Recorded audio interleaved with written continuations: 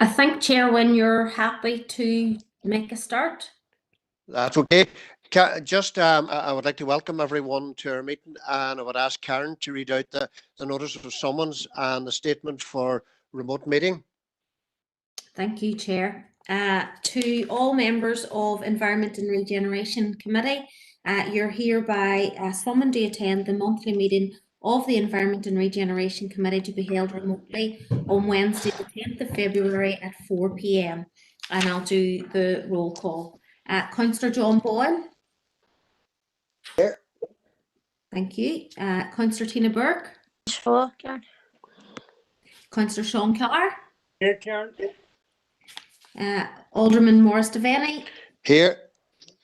Councillor Angela Dobbins. Here, Karen. Thank you. Councillor Stephen Edwards. Here, Karen. Councillor Paul Fleming. Councillor Fleming, are you on the line? We'll maybe come back at the end. Councillor Christopher Jackson. Sure, Karen. Alderman Hussey. Hi, Karen. Yeah. Councillor Eamon McCann. Councillor McCann. I can't see Councillor McCann yet. Alderman Ryan McCready. Here. Councillor Rory McHugh. Sure, Karen. And Alderman David Ramsey. Here. Yeah, so do we have Councillor McCann on yet? No. And Councillor Paul Fleming? Not yet. Okay. Clement's comment shouldn't be too long. Okay, thank you. So members, just in terms of the statement for remote meetings, I would like to remind everyone who's in remote attendance that the meeting will be broadcast live via the Council's YouTube channel and will be available for viewing by the public and media. The broadcast will also be available for repeated viewing at a later date, and the broadcast may be terminated or suspended in accordance with Council protocol. Members and approved speakers are reminded to only have the mics and cameras on while speaking at the meeting and to use the chat facility to highlight a request to speak.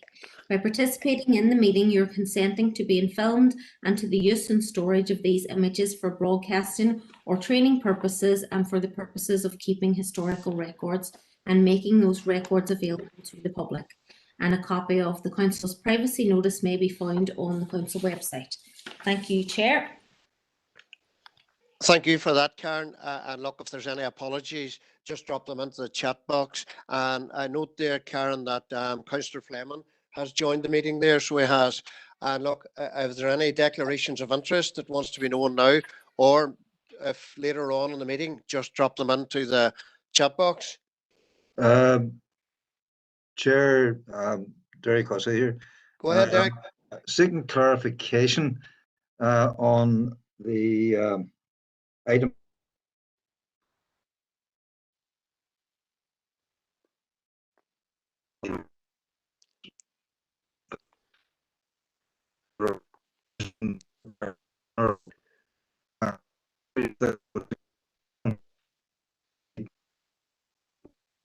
Derek, sorry for interrupting you. You have a wild bad line there that we're hearing very, very little. I wonder, could you just switch off the camera maybe and let me know? Was it? Go ahead, Derek. Is that better? That's better. Yes. Yes. I'm seeking guidance with regard to item 10, 2.2. I would have a pecuniary interest in one of the £3,000 grants through my business, but there are other issues within that that I would wish to comment on with regard to council issues during that. Do I need to withdraw completely under item 10, or having declared the interest in 2.2, am I able to remain and comment on other issues in item 10? So I'm seeking clarification on that, Chair. Karen, do you have any clarification on that? Go ahead. Chair, through you, it's at your discretion, Chair, but I would imagine if Alderman has declared an interest, and you're happy for him to comment on something that's not related to that interest, that you could decide to do that.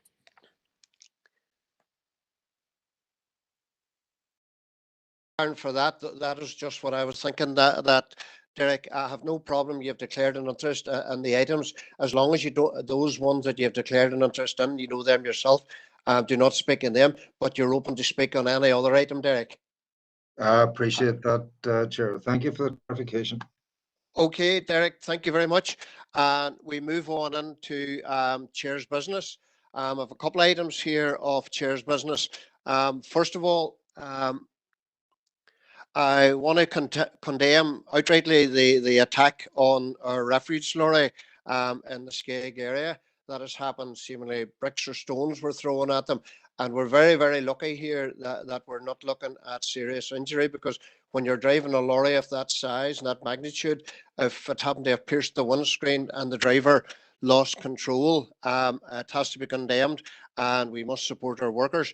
And I'm led to believe that in that area, a number of other vehicles have been attacked as well in that area. And I would just appeal to anyone who has information to either pass it on to the PSNI or pass it on to one of your local public representatives. The second one that I want to condemn as well is, look, I've been made aware of an assault on one of our workers in one of the recycling centres. And look, I do understand from talking to workers over the years in these recycling centres, they do take a lot of verbal abuse from people using the sites and over a different number of issues.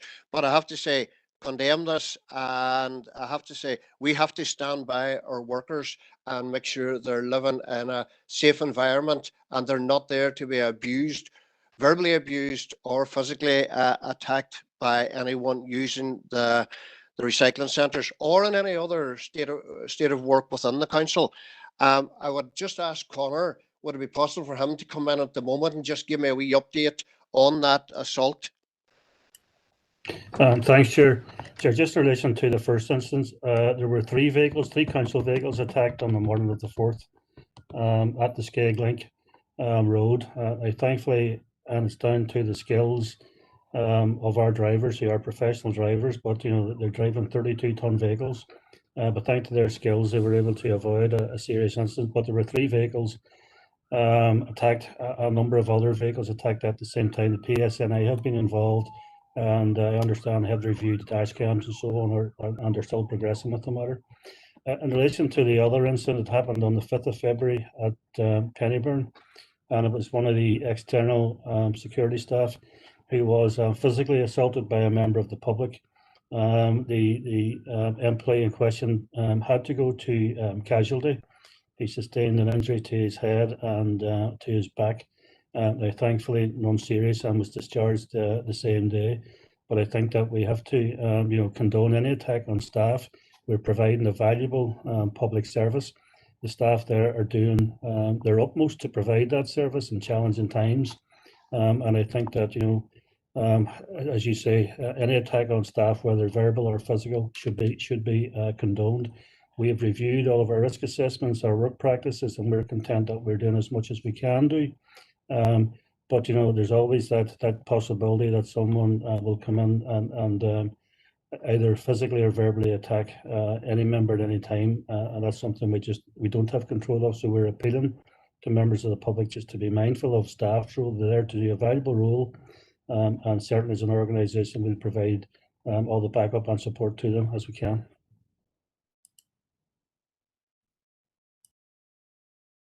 You, Connor, for that. I have three speakers indicated to speak here. I have Councillor McCann, Alderman McCready, and Councillor Jackson. Are the three on this issue regarding the attacks? Probably yes. Eamon, is yours? Yeah. Eamon is. Eamon, it is. It's regard. Yes. Can you hear me? Yes. Go ahead, Eamon. Go ahead.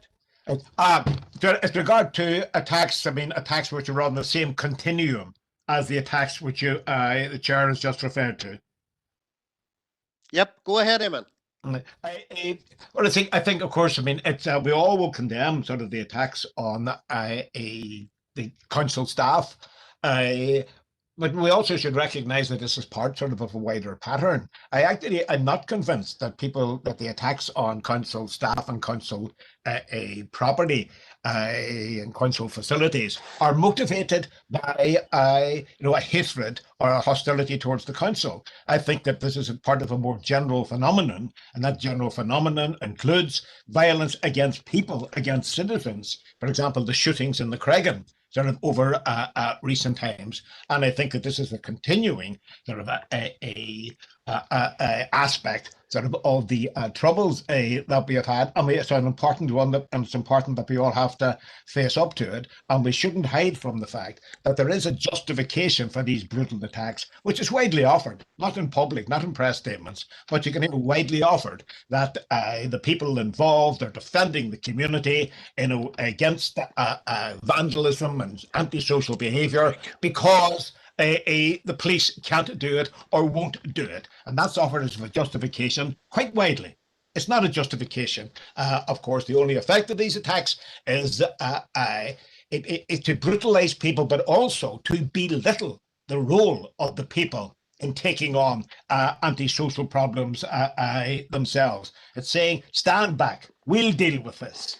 And in that way, looking for a certain twisted credibility. So we should be aware that this is happening when we talk about attacks on council facilities and so on. This, as I say, is part of a continuum which includes far more sinister examples of violence. Thank you, Councillor McCann. Alderman McCready. Chair, yes, it's on the same issue, and thanks for bringing it up. And I also share the condemnation. I think it's outright despicable of what has happened.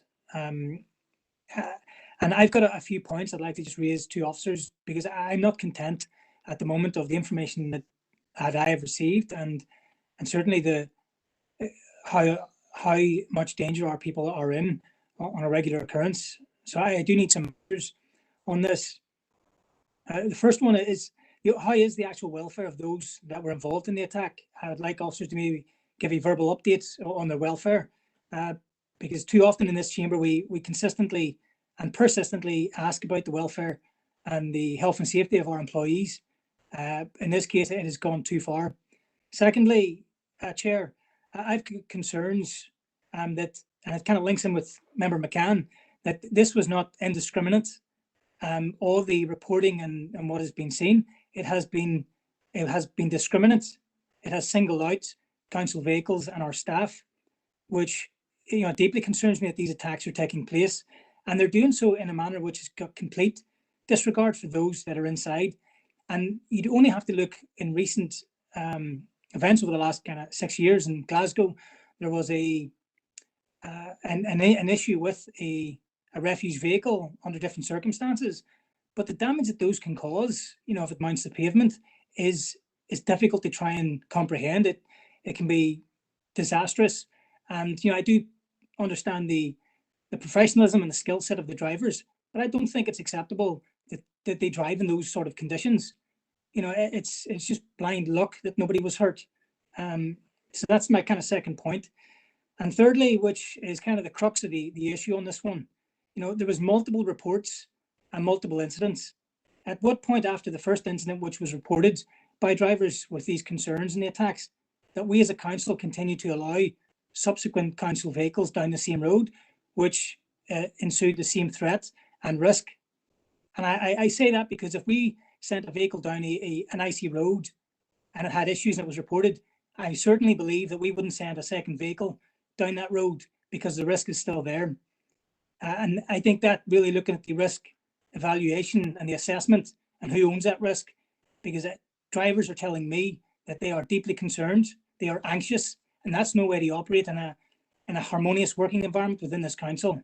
I think more work needs to be done within this, but also clearly the PSNI do owe us a report and an update.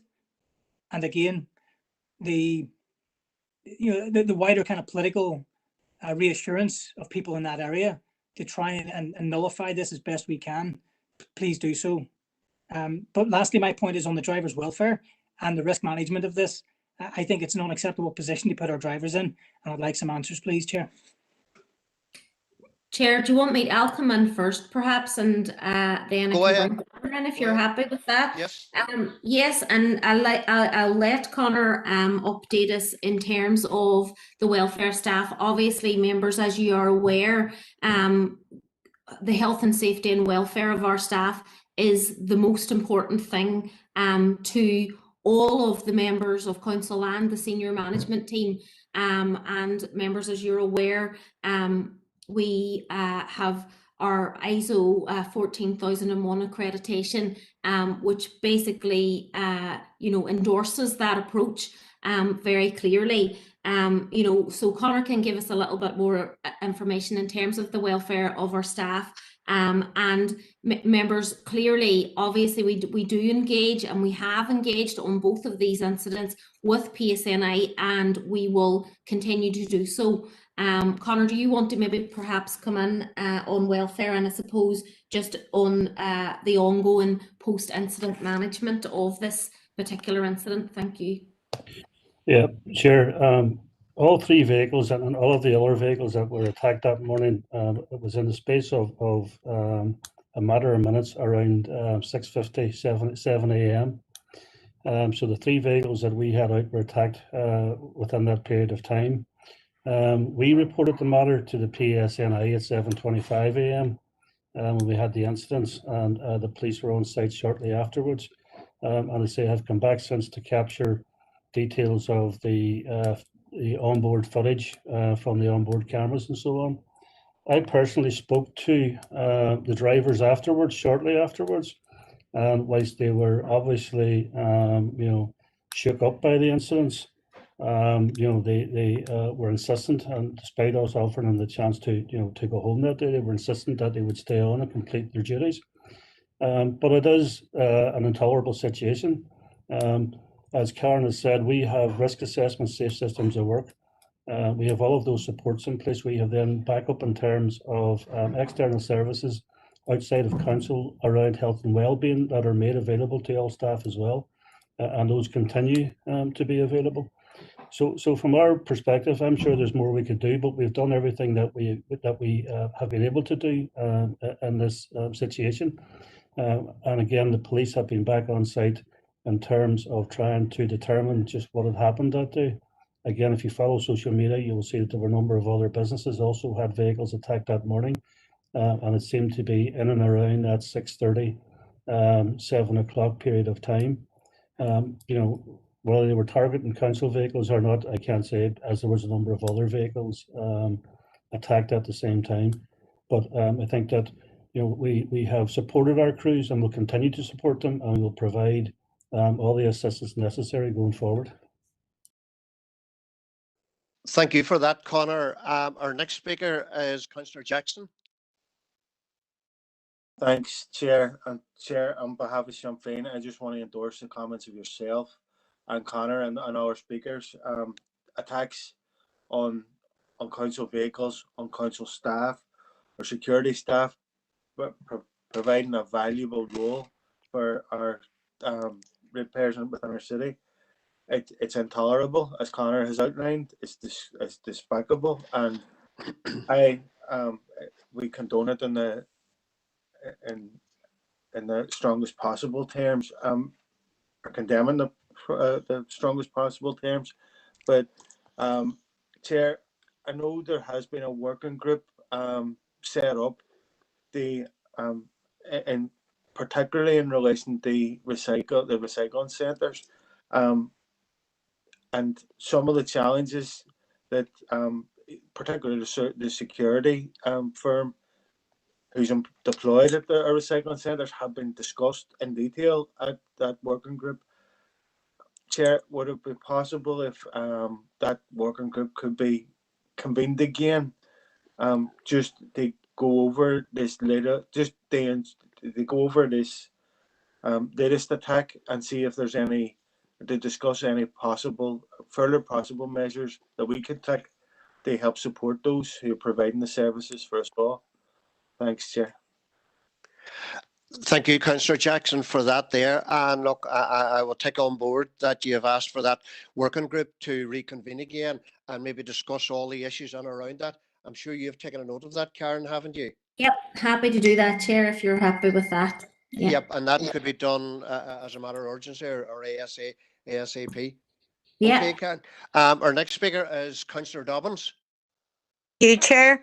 Chair, just on behalf of myself and my SDLP colleagues here, we're singing from the same hymn sheet there. We totally condemn the activities of a certain few, because I would say that is, I'm not reading anything more sinister into this, but a certain few that are targeting council vans and other business vans. So I don't believe the council is being singled out here, but that's my opinion and not the opinion of others. Can I wholeheartedly condemn what with your sentiment of what has gone on, but and my thoughts are out there for those workers that are affected, because you may not be physically hurt, but there is a mental issue here, and it may not be now, but it could be further down the line. So I'm glad to hear that we as a council and the council officers are looking after these workers to the best that we can. Thank you, Chair. Councillor Dobbins for that. And the next speaker is Tina Burke. Councillor Burke. Yep, thanks, Chair, for letting me in. So as Christopher's already expressed, as a party, we do completely condemn the attacks on both the staff and the council vehicles. If had either incident went slightly different, we could have been looking at two very different situations. Also, just in relation to the shootings that obviously Councillor McCann had raised, as a party, we again completely condemn this and all incidents of this nature where it occurs throughout this city and district, regardless if it's Craigan or anywhere else. In this case, I just want to reiterate that this incident in Craigan and the ones previously are no reflection of Craigan or the community. They have no place in our society. And then obviously, as with other incidents raised today, it also then places an increased pressure on our NHS, who have been working tirelessly throughout this pandemic. So as a party, we completely condemn all the attacks. Thank you. Thank you, Councillor Burke, for that. I have Alderman Guy. Chair, Yes, Chair, thank you. Go ahead. Thank you, Chair, for letting me in. I know I'm not a member of this committee, but I would like to express my concerns and total condemnation of the attacks on the three vehicles and the drivers, and also the incident that happened at Pennyburn Recycling Centre. And that's what I would just like to bring up. Obviously, there was a member of security there was assaulted, and I think he's okay now, but still, it's a worrying situation. And I know that a lot of recycling centre staff have to take a lot of daily abuse from people. But can we look at arrangements for the times allowed for people in vans to be dumping? I've had a lot of complaints from self-employed people and so on that can't get on at times, and they says that even to extend that time, would it be possible? Or I know that maybe they're thinking about a booking system. Now, the booking system hasn't really worked in Glendermot Road Recycling Centre, and I think maybe an extension or maybe a van only hour rather than allowing them in with all our vehicles might be a solution. I don't. Boys, on the people on the ground and the staff on the ground would be able to sort that out better than me, but it's just a few people have contacted me about it. Thank you, Chair. Thank you, Darren, for that there. And look, as Chair, we will, I'm sure Karen and Connor will take that on board and review it. The only thing I would say, Alderman Guy, is look, if you set the time from 8 to 12 for vans, there'll always be the lastminute.com coming at 12:30. You know, I always say when you give an inch, they need a mile sometimes. But look, your comments are taken on board and they can look at it. I would be in agreement there, Chair. Okay. Councillor Ferguson. Chair, and I just wanted to have my comments associated with the fellow councillors and aldermen and the condemnation of all attacks, the ones in Craigin and the ones on our staff. And no matter how much frustration people may have when it comes to accessing our recycling centres or when it comes to our services, there's no excuse for this sort of attack on our staff. And I really do think we should adopt a zero tolerance policy on this. You know, the fact that we've actually had to put security on some of our staff sites is just beyond a joke. So just wanted to put my comments with that, and obviously happy to work through the working group and trying to find a solution so that our staff feel safe. And again, to condemn the shootings in Craigin. Thank you. Thank you, Councillor Ferguson. Councillor Sean Carr. Thanks, Chair. Just to be associated with all the other members to condemn the attacks on council staff, and also the shootings in Craigin. These type of attacks haven't worked before, and they're not going to work now. So I totally condemn it. In reference to the Pennyburn site, I was going to bring it up later on, but I'll bring it up now, Chair. I've had a number of people contacting me about signage down on it, and I happen to be down on it on Sunday myself, and the signage is poor of what particular skip shape they go to. Now, even the signs over to the left was small electrical goods, they faded away. Now, maybe that's something that could be looked at, better signage of each individual skip that may help the process of getting people through.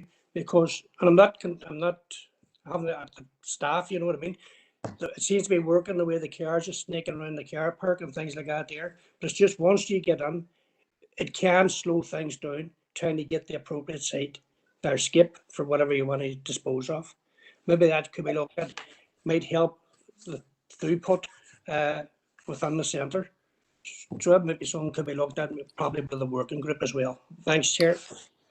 Chair, would you like Conor to come in and address a few of those points? Yep, go ahead. Thanks, Chair. Just, I think that the working group is working through all of the issues that have been raised. And as with all things, they're probably complex and maybe more complex than people realise. But just to give the assurance that we are looking at an online booking system that will be much more user-friendly than the existing arrangements at Glendermot Road and applicable at the majority of sites. And we hope that will address the issues with the vans, insofar as there'll be no time restriction per se, but it will allow us just to control the flow, if you want. I'm aware of the issues with the signage, and we're actually working on replacing all of the signage at all of our sites over a period of time. You know, they're outdoor and they're subject to fading through UV light and so on, but we're aware of that and we're working on it. But there's just a general, I suppose, a delay in accessing sites that we're still operating under the restrictions and the advice issued by DERA in terms of numbers. So unfortunately, you know, things are slower and they will be slower for some while until we exit, I suppose, the COVID regulation situation. But just to assure members, we're aware of all of those issues and we're trying to get workthroughs for them all. Thank you, Conor, for that there. I have two, Councillor Boyle, and I have Councillor McCann noted to come back in again very briefly. Go ahead, Councillor Boyle. Chair, I'm conscious of the fact actually that Councillor McCann had indicated some way up the chat there that he wanted to speak. So I'm happy to give way to Eamon now. No, Councillor Boyle, go you ahead. Eamon has been in, so I want to get the first batch through that haven't spoken. So. Okay, that's okay. Okay, I hope Eamon doesn't mind that. But Chair, look, I'm going to keep it brief. I was waiting to see if anybody made the suggestion. So I'm going to make it because I haven't heard it.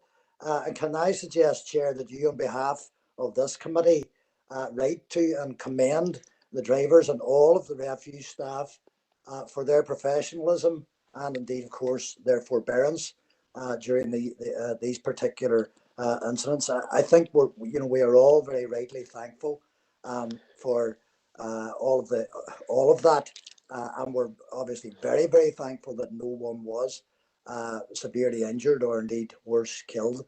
And can you please just I suggest if you could relay the comments of the members of this committee, perhaps liaise with the mayor as well if it hasn't already been done. So I would suggest that would be an appropriate thing to do. And to add my voice to that, of colleagues here as well in relation to the shootings in Cregan.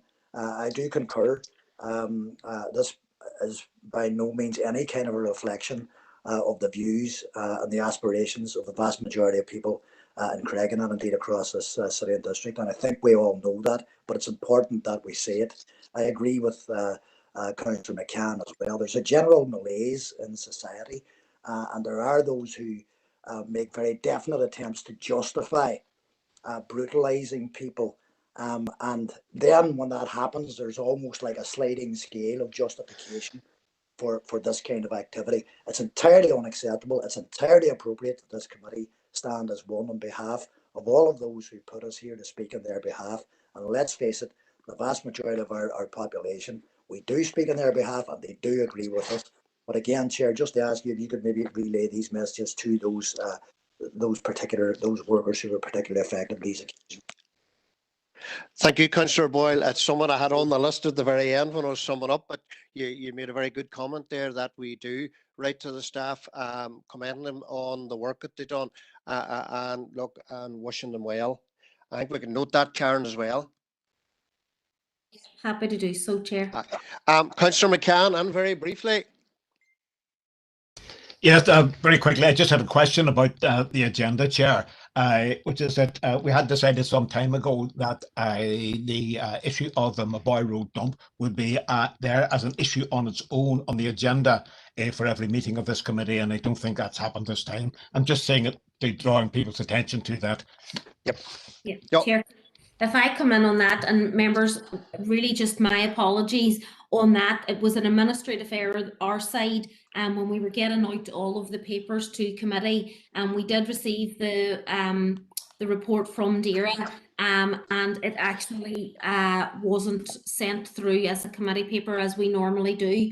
And it just, if I reiterate apologies to that, what we will do is we'll circulate that to members after the committee today, but we will also, if you like, do a double report to the committee next month, having the update for this month and for the next month, if members are happy with that approach. And members, I apologise, that was just an administrative error on our side. Thanks very much, Karen. Thank you. Thank you for that, Karen, as well. And look, it's good to see that condemnation of the attacks on our vehicles and on our staff has been unanimous across this committee, and look, it's very, very justified. And I will say, as chair, you know, the welfare and well-being of our staff is paramount, and I know a lot of work will go on behind the scenes seeing about the well-being and the welfare of the staff. And just want to round up, I'm agreeing, I want to condemn the shootings, the barbaric shootings that have taken place in the Cregan once again. One of these people who have been attacked was left with life-threatening injuries, and I believe and I agree with everyone across the committee here and those who have spoken on it that this is no reflection on the people of Cregan.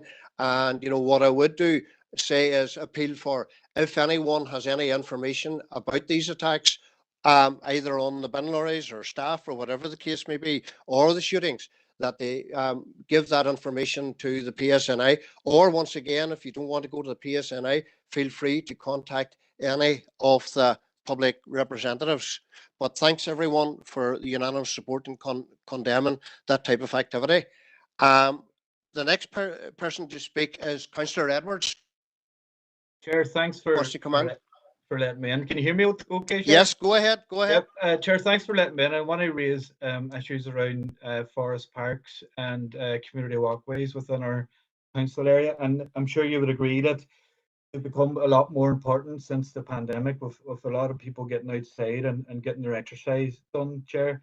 But the SLP have been lobbying the new Derry Minister, Gordon Lyons, regarding forest walks and pathways within our council area, and he has informed us in writing that he'll be providing additional capital funding for the next financial year. And I would just like to raise this, Chair. I do want to ensure that our entire council area is covered, but especially my own DA in the Derg and also Spurn as well. We up our area, Chair, we have Birch and Glens. It's not our council area, and we have Strabane Canal, and we've seen Strabane Canal, massive demand for it for local people. There's issues around parking and stuff, I think, going on. There's a lot of people. It's a good attraction, but I think we definitely do need more in the area. And again, we have CMOs there that's in a dilapidated state, in major need of some additional investment. I know the walkway work that was promised last year still hasn't started yet. And the Derry we've cleared forest, and there is some investment going in there, Chair, but not a lot. There was also a walkway from Metro Park in Castlereagh over to the castle site too that needs to be looked at, and you can sure I suppose it could go on and on, Chair, but I would like to propose in the context of having this additional funding, and the Minister says he will write out to each council for them to express an interest. I would like council officers to bring a report to committee looking at our current provision, especially in the Strabane DA and in the Derry DA, so we can plan a way forward and try and get some of that investment into especially the Derry and Strabane. Thank you, Chair. Seconded, Chair. Thank you. I was just going to ask for a seconder. Happy enough with that, Karen? Everybody else happy enough? Yeah. Go ahead. Chair, yeah, can I just quickly come in, and we will absolutely bring forward a report to the members on this as soon as we possibly can. Just a very slight note of caution, and I know Councillor Edwards mentioned the next financial year, members, and it's just to remind members of the lead-in time for some of these types of capital projects. You know, even if there is funding available in the next financial year, being able to actually scope a project of scale and go through a procurement process and get contractors on board and things like that. Members, these things take a lot of time. Which is why as officers and as members will know through the Capital Working Group and other updates to members, we try to do what we can to prepare for possible funding opportunities coming along. And you know, we try to develop up schemes as best we possibly can, so if funding does become available, and the next financial year is actually very quickly in terms of funding becoming available. So we absolutely will do whatever we can to deliver as much as we possibly can. And members, the other note of caution, just, and we will outline in the report, is, you know, just in terms of facilities that are not council owned or managed. Sometimes obviously we would need to engage with other agencies, get their support, their buy-in, sometimes legal agreements, and all of these things. You know, we're lucky to have a fantastic capital team. We're also lucky to have a fantastic green infrastructure team. But really, just at this stage, whilst that is fantastic news, and I'm delighted to hear it, and we will do everything we possibly can to rise to the challenge of that, there have to be a note of caution in terms of some of the timescales of being able to actually deliver. So just members, as I said, we're happy, and we'll bring a report as soon as we possibly can. And as I said, we've been doing as much work by possible schemes and get them ready. So thank you, Chair. Thank you, Karen, and I just want to echo your sentiments. You know, we do not underestimate the amount of work that goes in to deliver some of these projects. But are you happy enough with that, Councillor Edwards? Yeah, Chair, I'm happy. I just think that, again, Strabane and Derry massively lacking in terms of provision, and it's better to get on the ball with it than letting that money go to waste, Chair. Thank you. That's lovely, Councillor Edwards. Everything noted. We move on then to the next item, item 6, which is matters arising out of the A&R meeting on the 13th of January. And the first speaker is Alderman Derek. Go ahead, Derek. Alderman. Video's on. Am I getting through to you? No, just keep the video off because you're starting to blur already. So you are. Okay, done. Chair, as you can see, as you can see, I have 6 items there. Do you wish me to take them individually or all together? Well, take them all together. Go through the first 3 anyway. That's okay. I'll take the first 3 as you say there. Item 10 arising from the minutes, we were to write to DFI regarding the provision of small funds, etc. Of course, as we know, the weather is, changeable, very changeable. And indeed, if I think in terms of the Derry area, we were down to -6, -7 degrees last night. Has there been a reply from DFI on that particular issue? That's gone through council, so I presume the letter's gone. I'm wondering if DFI have replied, or are we going to have to wait until the situation has changed and we don't need the reply from DFI? So there is an urgency in it, and I hope that can be answered. On the second item, bin provision. With regard, just a general query, I noticed there that Head of Environment explained there was no set policy in regards to purchasing a second bin for a property. What's the situation if a bin is stolen or taken away and vandalized, burnt, or whatever? Does the property owner have to then replace that bin and pay for it themselves, or do council replace that? And the third point that you're allowing me to take up in this batch, Chair, is item 1621, the street cleaning survey on dog filing.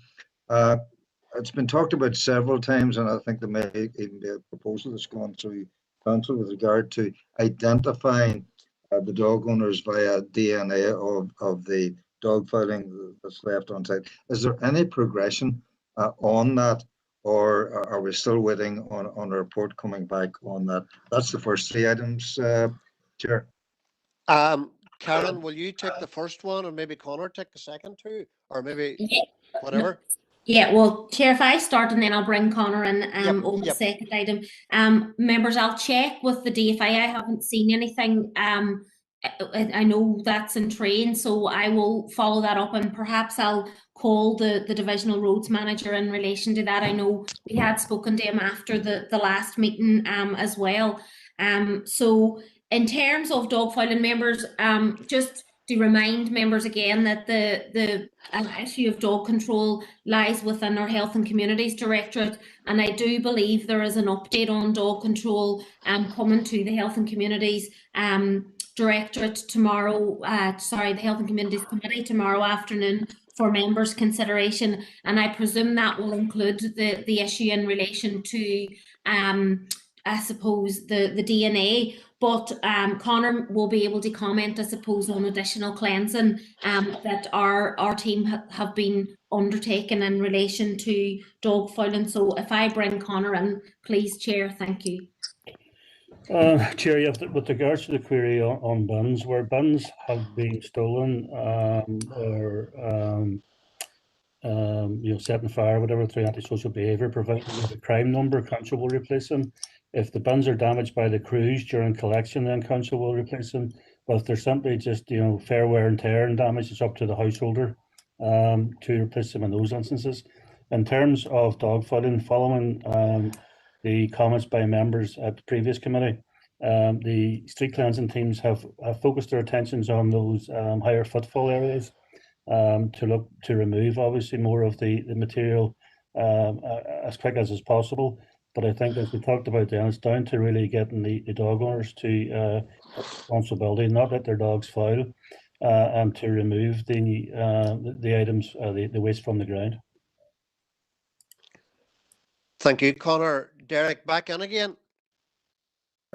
Moving on to the last three, or I see that, for example, Alderman Ramsey wanted to speak on maybe an issue that I've already raised onto there. Not sure. No, I'll get you finished first, Derek, because that's okay. Your three. On to page 18, the Green Infrastructure Action Plan, item 21. Don't mow it, grow it, and the wildflowers. Have we identified the sites that will potentially be used in this, whether they are council or DFA sites? That would be first one. Next, item 22, the street trees. It was Strabane street trees that the Tree and Woodland Officer was looking at. Could I request a similar survey of the trees in Castlederg that were planted as part of a scheme some time ago?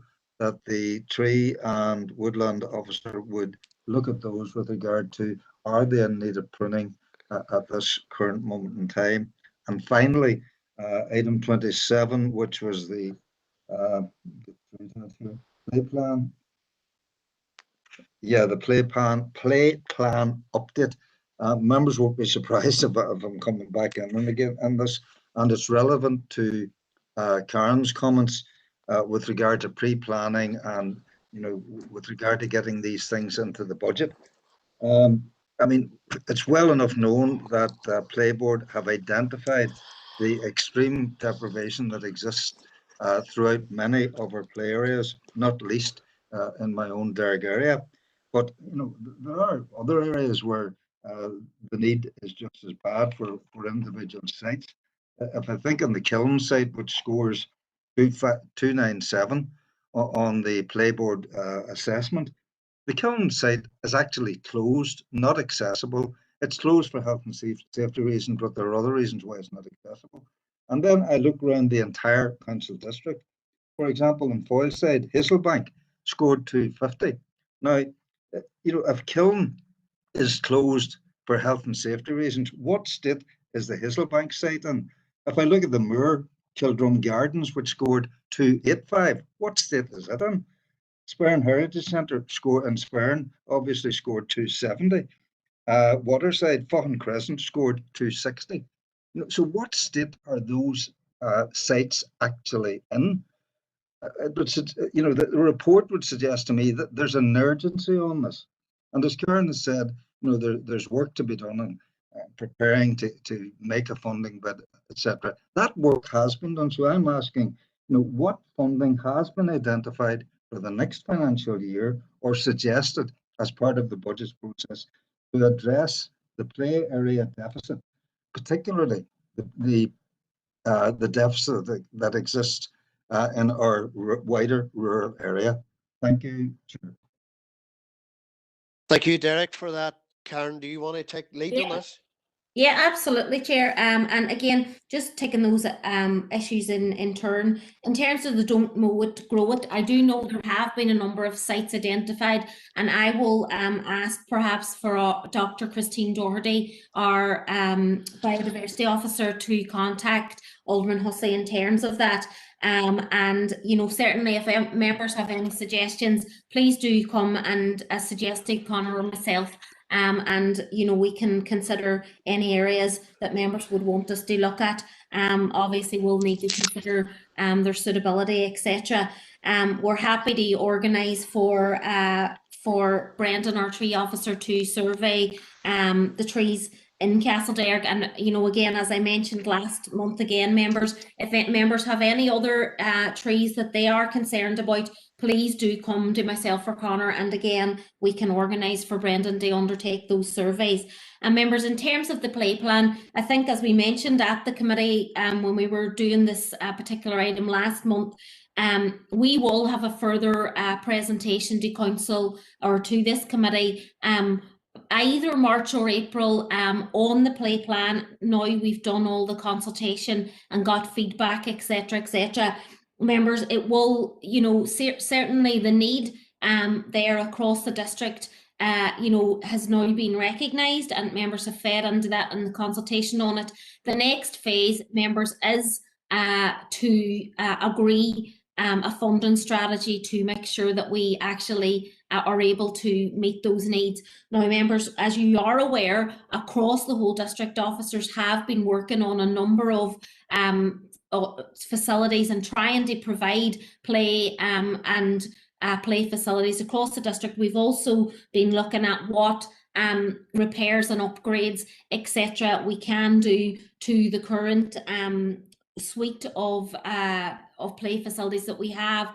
But members, we do believe that, you know, really we will need a funding strategy agreed with by members, and we will need to spend some considerable time on this. You know, this is a long-term play strategy. It's not for the next 1 or 2 years. It's a very long-term strategy, and members, we will need you to spend some time on that in terms of how we actually prioritise the provision of these play facilities, and indeed the level of investment the council are going to put in to actually upgrading these facilities for the community.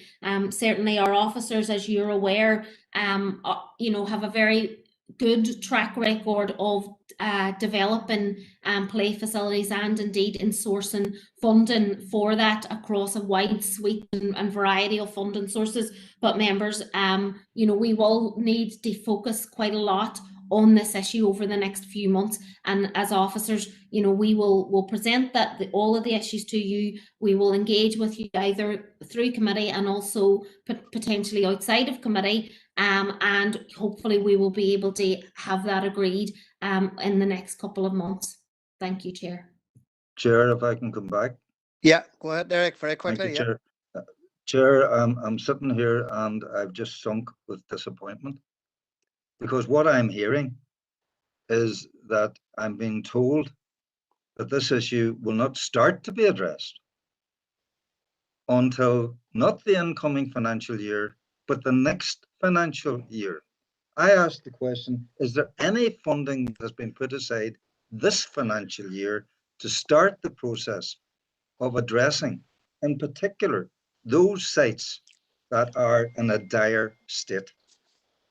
The answer I heard, sorry, I'm just deflated, to be honest. Thank you.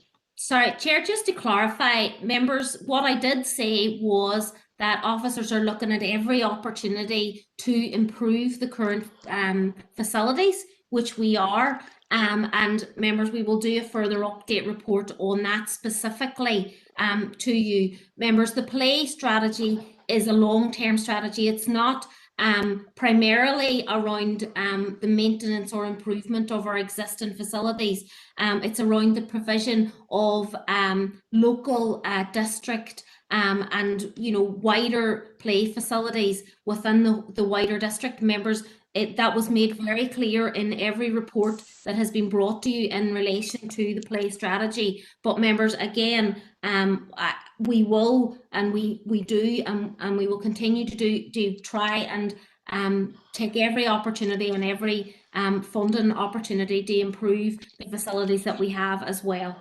Thank you, Chair.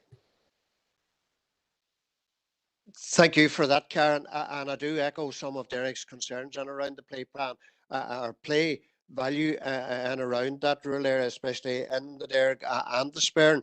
And I know Alderman Hussey has mentioned some of them there with very, very low points and very, very poor play value. But then we have other big areas then that have none whatsoever, no facilities. But Karen, let's wait and look forward to see what the report comes back. And I have three speakers here and just want to let them know they're on the list. There's Councillor Jackson, Ramsey and Edwards. So Councillor Jackson, you're next. I'm nearly sure Alderman Ramsey was in front of me. Right, Alderman Ramsey, go ahead. Thank you, Chair. Thank you, Christopher. I'm just want to speak on the ER 20 or 1021, which again is the one I brought up about the salt bins. I've since discovered that the issue is definitely resources. The salt's there, the bins are there, the staff aren't. We are finding that there is a reduction in staff throughout different areas, and especially in our area.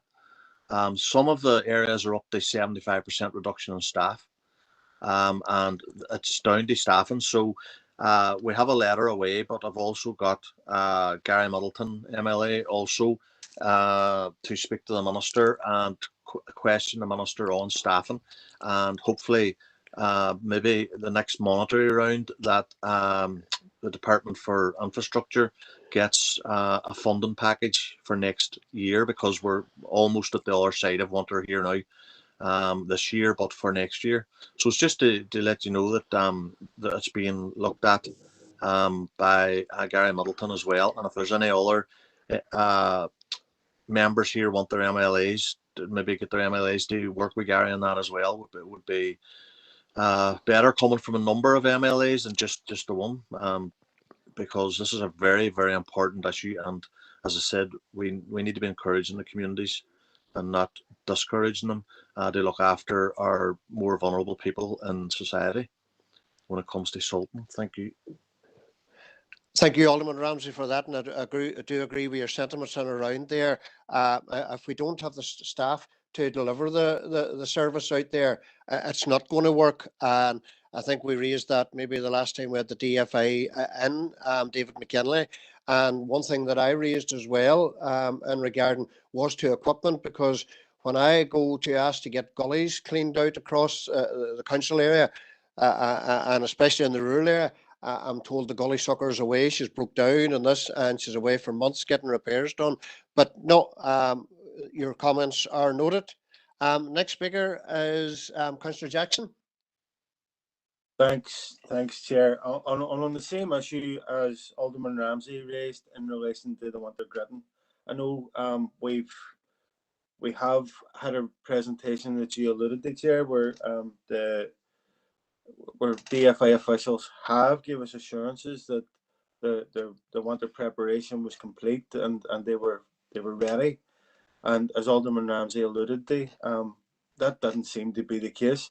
And I know that it is frustrating within our own communities that there's volunteers ready to help out.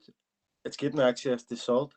So there certainly is issues. Whether that falls in resources, it needs to be addressed.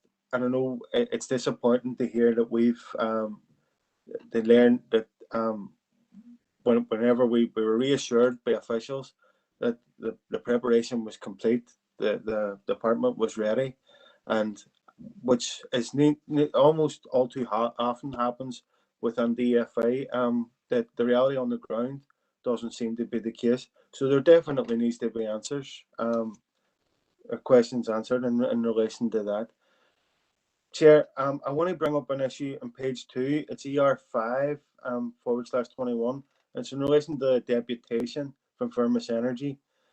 Firmus Energy at the last meeting, they gave a presentation on carbon saving, and I want to bring up an issue that's related to that, and it's in relation to the electric charging points for cars. I understand that there was an opportunity the council wasn't able to avail of for funding to have electric charging points within our district. I understand that because we weren't eligible because that funding stream didn't include off-street car parking, charging points for off-street car parking. So I would like to request a paper to be brought back to the next committee or the future committee, outlining any barriers that are in place in terms of the installation of electric charging points, in relation to our wider objectives in terms of the climate emergency, reducing our carbon footprint. Electric vehicles are going to play a major part in terms of achieving our objectives. So we need to be in a state of readiness, and it is disappointing to hear that we are delaying, that we weren't eligible for some funding opportunities.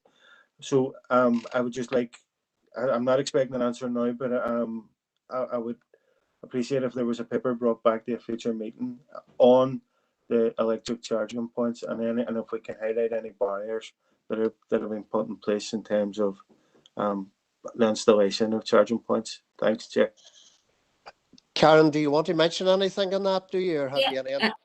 Yeah, just to let members know, that is actually the case. You know, it was an opportunity that was made available to councils across the UK, but obviously there are different responsibilities for councils here compared to councils in GB. So we will bring a report back to members, and it's something that Leo Stobridge, our energy manager, has been looking into in conjunction with Sustainable NI.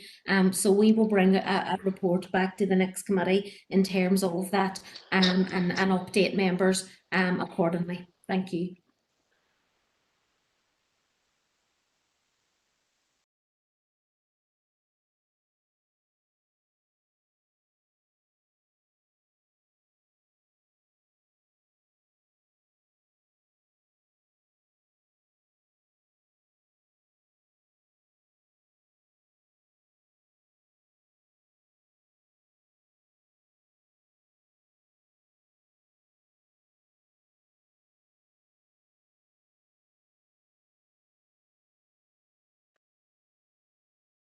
Maybe you didn't hear that, did you?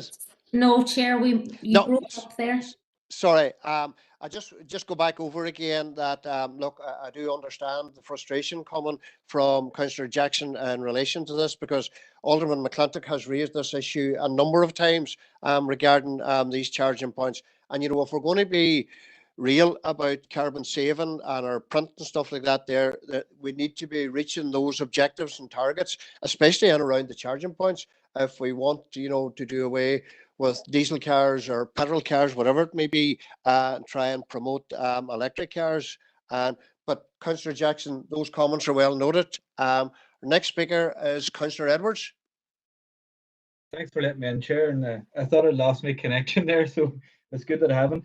Chair, I just want to comment on ER 22 and 27 in regards to 22, the trees, and I just want to put my thanks put on record my thanks to Brendan for going out onto the Ernie Road, and I met with him before Christmas, and he's out there and he's done a lot of work, and he's brought in contractors and stuff to really fix the Ernie Road there, just outside Strabane, and I'm really thankful of the work he's done there.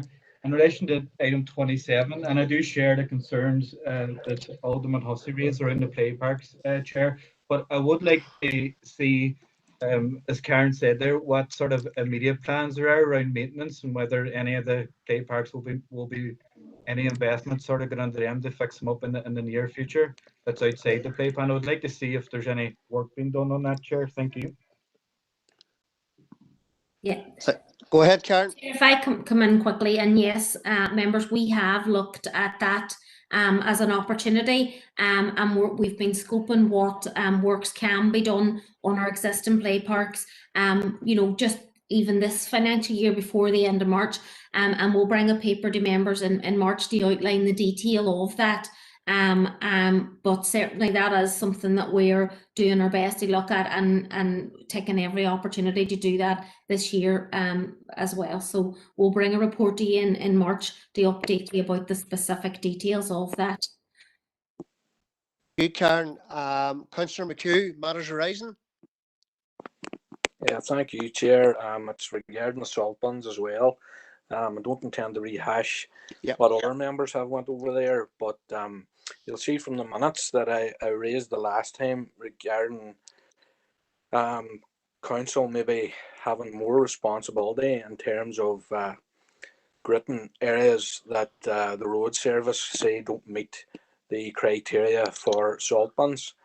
I know we have a service level agreement with DFI in terms of our town centres when there's prolonged periods of snow and ice. But I'm just wondering, has there been any further thought given to that suggestion of what council could do in terms of gritting? I do believe that we should be doing more, as I said previously. And I'm thinking here maybe of the resiliency groups within these areas. As Chris has said, there's volunteers there who are willing to do the work. So, you know, even something as simple as council resourcing the local resiliency groups where they could maybe purchase salt buns, and then you'd have an agreement from road service that they would fill them with salt. It's just some food for thought, Chair. Thank you. Thank you, Councillor McHugh. Do you want to comment on that, Karen? Yeah, well, members, I know that certainly we picked up at the last meeting that there is an adverse weather working group, members, and it tends to be led by our emergency planning teams. So I will, I'll find out what is happening with that, and we can update members in that particular one. And members, as we said at the last meeting, we will also draft a report in terms of the resources required to be able to do more as an officer team in terms of Britain. Members, as you are aware, and we outlined at the last committee meeting, that, you know, our teams are fully committed doing you know, the car parks, the cemeteries, the civic buildings, community buildings, and members. So, you know, we had agreed that we will scope a paper outlining what resources we would need if we were going to do more, and certainly we will bring that to you as soon as we possibly can. Thank you. Thank you, Karen, for that. And maybe to facilitate the situation, I think someone has asked for this before, and I would agree with that adverse weather working group meet ASAP just to have a discussion and round all the issues and round Britain here. And that would give you some information then, Karen, for your report then to come back. Thank you, Chair, and we will ask for that urgently. Okay, Councillor McCann, and Yes, I McCann? wanted to. Oh, can you hear me? Yes, go Hello? ahead, Eamon. Hello, hello. I wanted to raise. I'm sorry about this. The Maboy Road update again. It's where are we? I've got that. 25 or wherever it is, it's in there. And sort of, I wanted to ask sort of if there's any a update on this, and I do that particularly because we did decide sort of some months ago that we wanted to have the public inquiry, sort of which had been promised way back in February 2014 by the then Minister Mark H. Durkan. There hasn't been sort of any real progress on that. Talk, about sort of a public inquiry into the waste industry generally. And one of the things I wanted to ask really any officer there, what is the procedural route to doing what we have already decided we want done? In other words, is there a procedural route to having the public inquiry? Now, one of the ways of dealing with this, it seems to me, is that this ought to be, that this is, of its nature, a cross-cutting affair. That it ought not to be seen as the property, so to speak, of one department only. This certainly touches on infrastructure, it touches on health, and a whole series of other departments. Therefore, if I'm right, sort of that the only way now to get sort of a public inquiry is to get it through the executive, and that means it being acknowledged that this is a cross-cutting affair, I would like to know why it is that parties which are represented on the executive and which have said in this council that they want this to happen, why aren't they taking this route to it, to a public inquiry through the executive? And if they don't think that that's a practical way to do it, would some of them explain to us why it's not and what alternative mechanism they believe they have to achieve this objective? I'll leave it to like that for the minute. I think the general point that I'm making sort of is clear enough, and I don't. But I will, if anybody wants, go into some detail on the procedural matters sort of that I think are engaged here. Thank you, Eamon. Karen, do you want to comment on that? If I can comment, members, and members, you will be aware that at the previous committees, you did ask that we write to the First and Deputy First Ministers and copy in all of the other executive ministers in terms of this particular issue. Again, outlining that this is a cross-cutting issue and calling for a public inquiry. Members, I've checked again earlier today, and that correspondence was sent off in December, and we haven't had any response as of yet. So members, if you want, we can follow that up with a further correspondence, specifically asking for a response on that. So members, if you are happy for us to do so, we are more than happy to do that. Are you happy enough for that, Eamon? Eamon? Sort of on this, yes, I do. I am happy with that as far as it goes. Can I say just in passing that I think it's outrageous that we have written with this council as a representative body, has written to all the ministers on the executive, and if I understand Karen right, not a single response has come.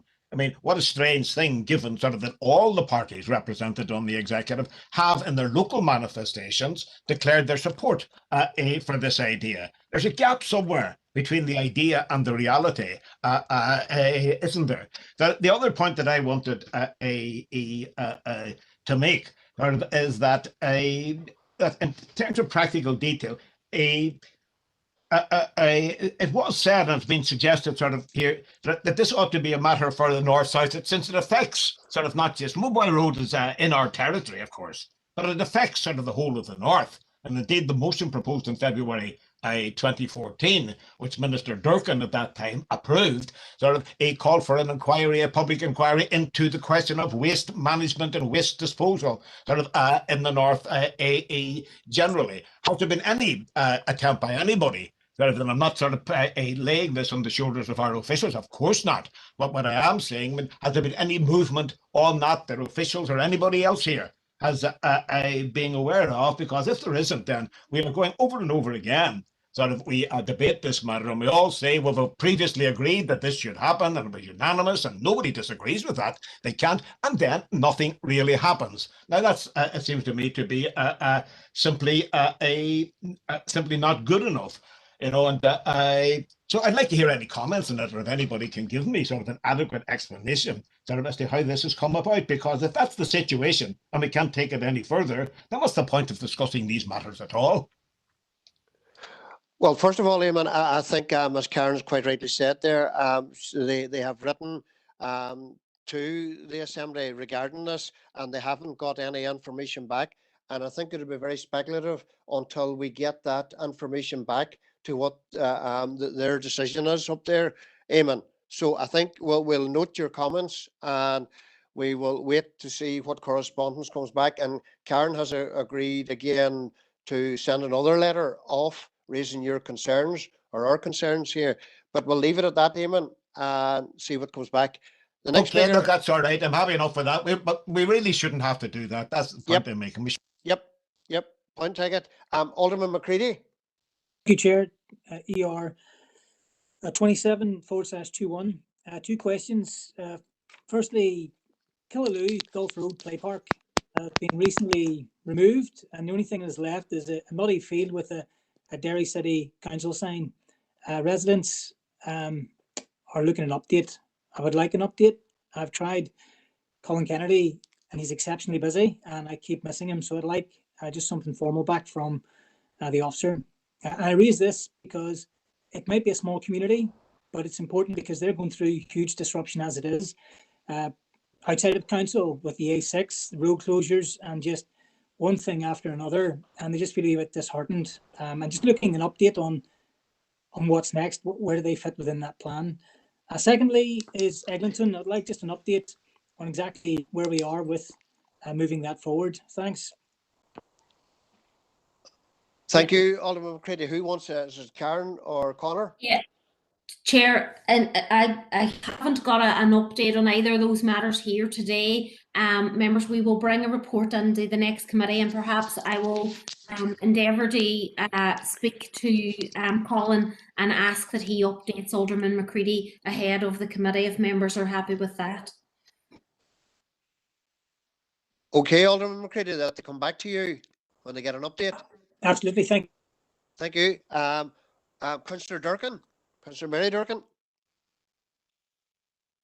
Yes, I'm sorry about this, Chair. I was actually wanting to come in on my boy after Eamon spoke. Yeah, go ahead. So, yeah, but I mean, I just agree with everything Eamon had said, and as the person who made the proposal for the correspondence to go in November, and as someone that's eager to get it to the North-South Ministerial Council, believing that that's why we need the executive office on board and the executive collectively.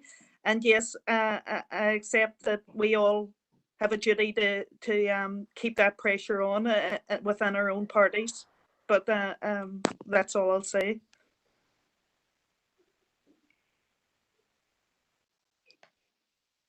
Thank you, Councillor Durkan, for that. Your comments have been noted. And I think that is the end of matters arising. So we'll move into the main body of work of the meeting. Item number 7, street naming and property numbering. Yeah, I think Frank is going to take that. Frank, that's if you're okay. happy to Go ahead.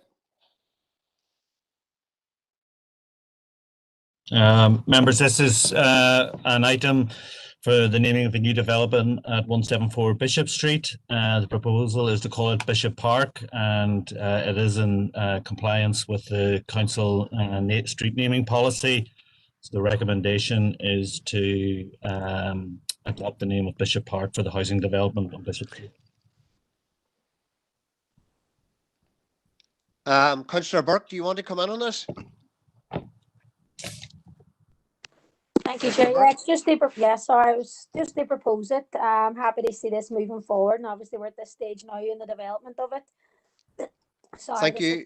can you hear me? Yeah. Yep, go ahead, Tina. Yes, I you was just proposed it, sorry, yes. just to propose it. Saying happy obviously to see it moving forward, and we're at this stage now in the development, and we'll see vital housing needed in what is a highly sought after area. So happy to see it progressing. Thanks, Chair. Thank you for that, Councillor Burke. And I see Councillor Boyle has seconded. Is there any other objections? Is there any objections to that? Or can we move on? No, I take that as passed. Item number 8.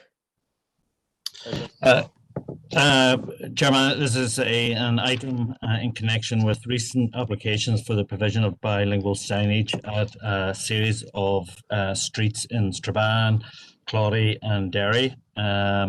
If you go to page number 36, you'll see the outcome of the various plebiscites that were carried out on these streets.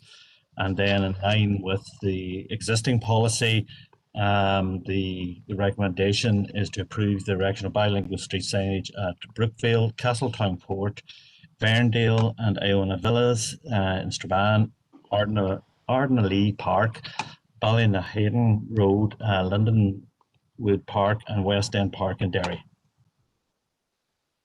Thank you. Councillor McHugh. Yes, Chair, thank you. Just to propose the recommendation, Chair, and particularly welcome those within the former Strabane district. They see our bilingual policy been taken up and rolled out and taken up in such a fashion. Thank you. Councillor Edwards. You're happy to second, and it's good that my own gate in Brookfield will have Irish signs now, so definitely happy. Thank you, Chair. Thank you, everyone. That has been proposed by Councillor McHugh and seconded there by Councillor Edwards.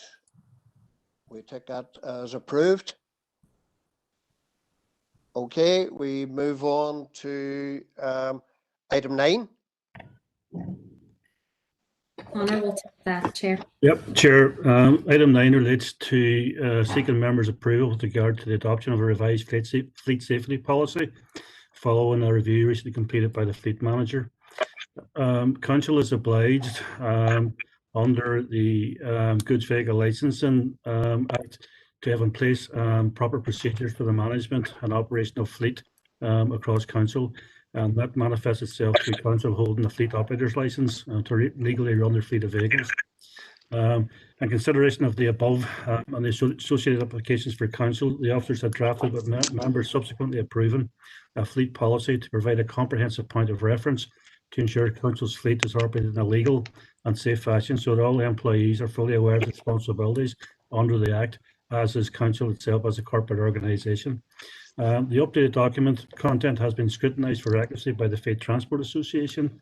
The document has also been approved by Council's Corporate Health and Safety Officer and has been circulated and agreed with the relevant trade unions.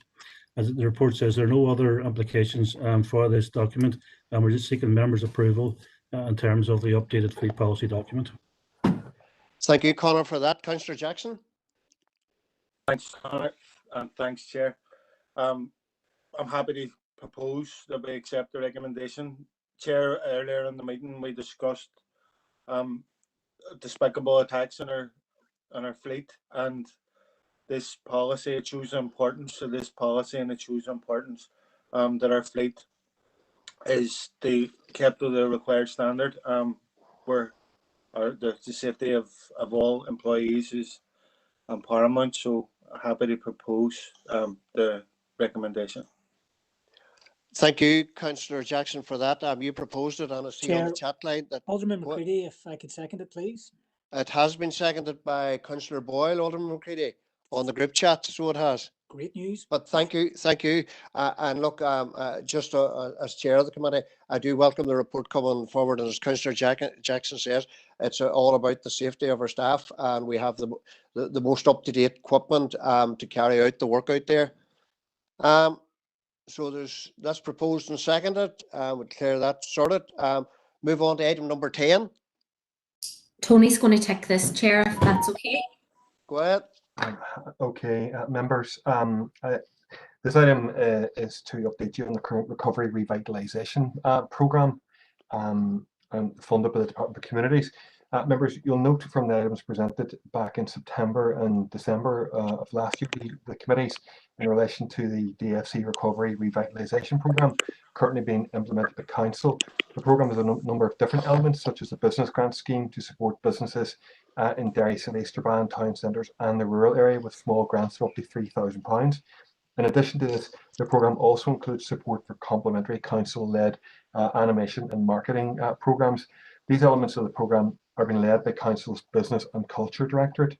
A further element of the programme relates to the design and delivery of a range of proposed physical and infrastructural proposals, which are being led by the Environment Regeneration Directorate.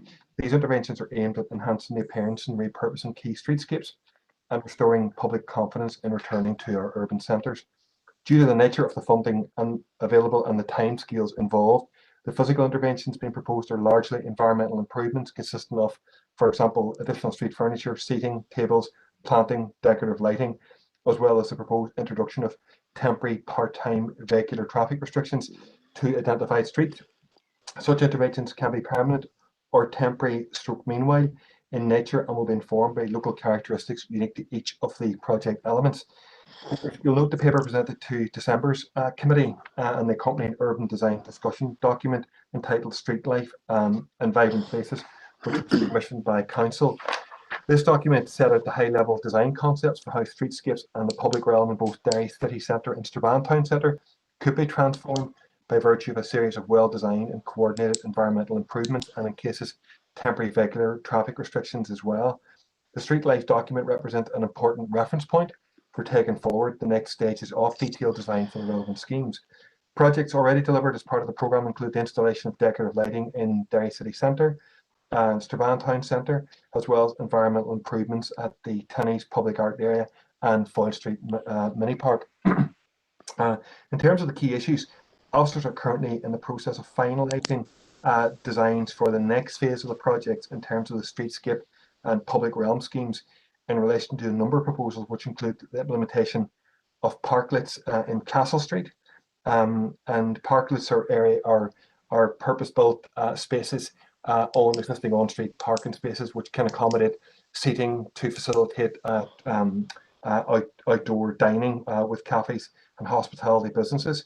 The implementation of artistic lighting scheme at the Tinnies Public Art Area and the installation of high-quality street furniture, including seating and planting into Waterloo Place, Police Court Street and Queen's Quay Pay and Display Car Park. In addition to this, officers are continuing to liaise with DFI Roads and stakeholders in relation to the proposed implementation of temporary and meanwhile traffic restrictions and the installation of street furniture and parklets within the upper walled city.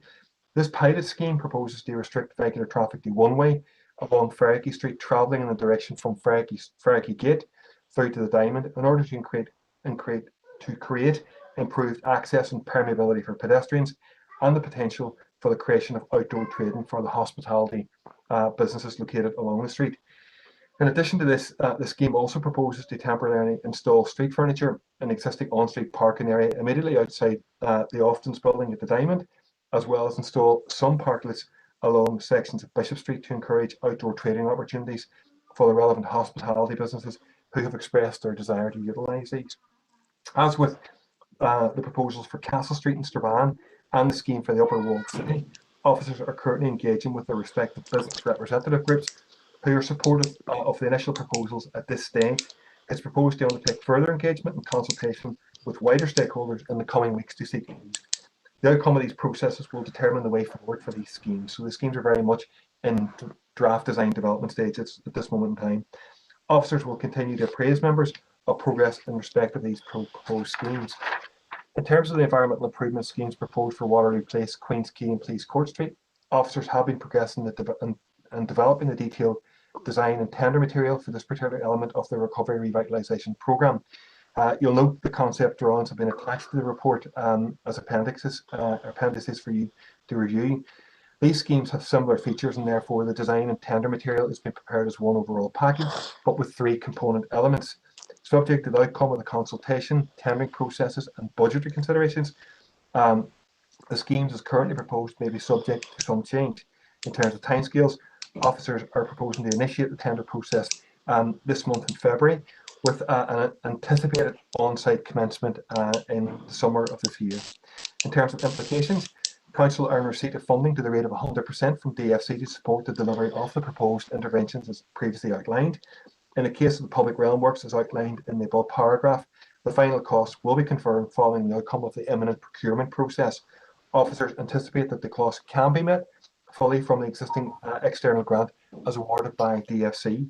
Officers are proposing to continue its engagement with the statutory partners and business stakeholders in order to identify and to seek to mitigate any issues which may arise, with the objective of arriving at an agreed design concept for each of the schemes, in particular those what we call on-street proposals, both at Castle Street in Strabane and the inner walled city of Derry City.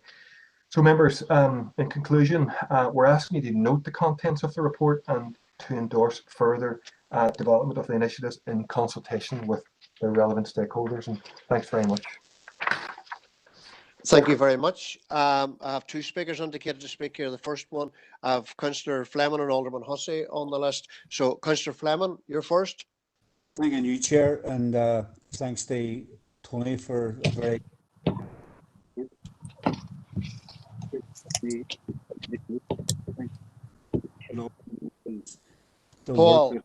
Paul, could you just turn off your camera because we don't hear your voice? Try the camera off. That's it. I would have considered that a 1-1 situation. You can't hear me. I'm not going to comment on that. Sorry, Chair, conscious of the volume, but they thank Tony for the report. They welcome the report. I know it's down for noting, but I think what we should note more than anything is the work that has been done over a short period of time, both in terms of the Business and Culture Directorate and obviously the Environment the Directorate as well, and the amount of work that's been done.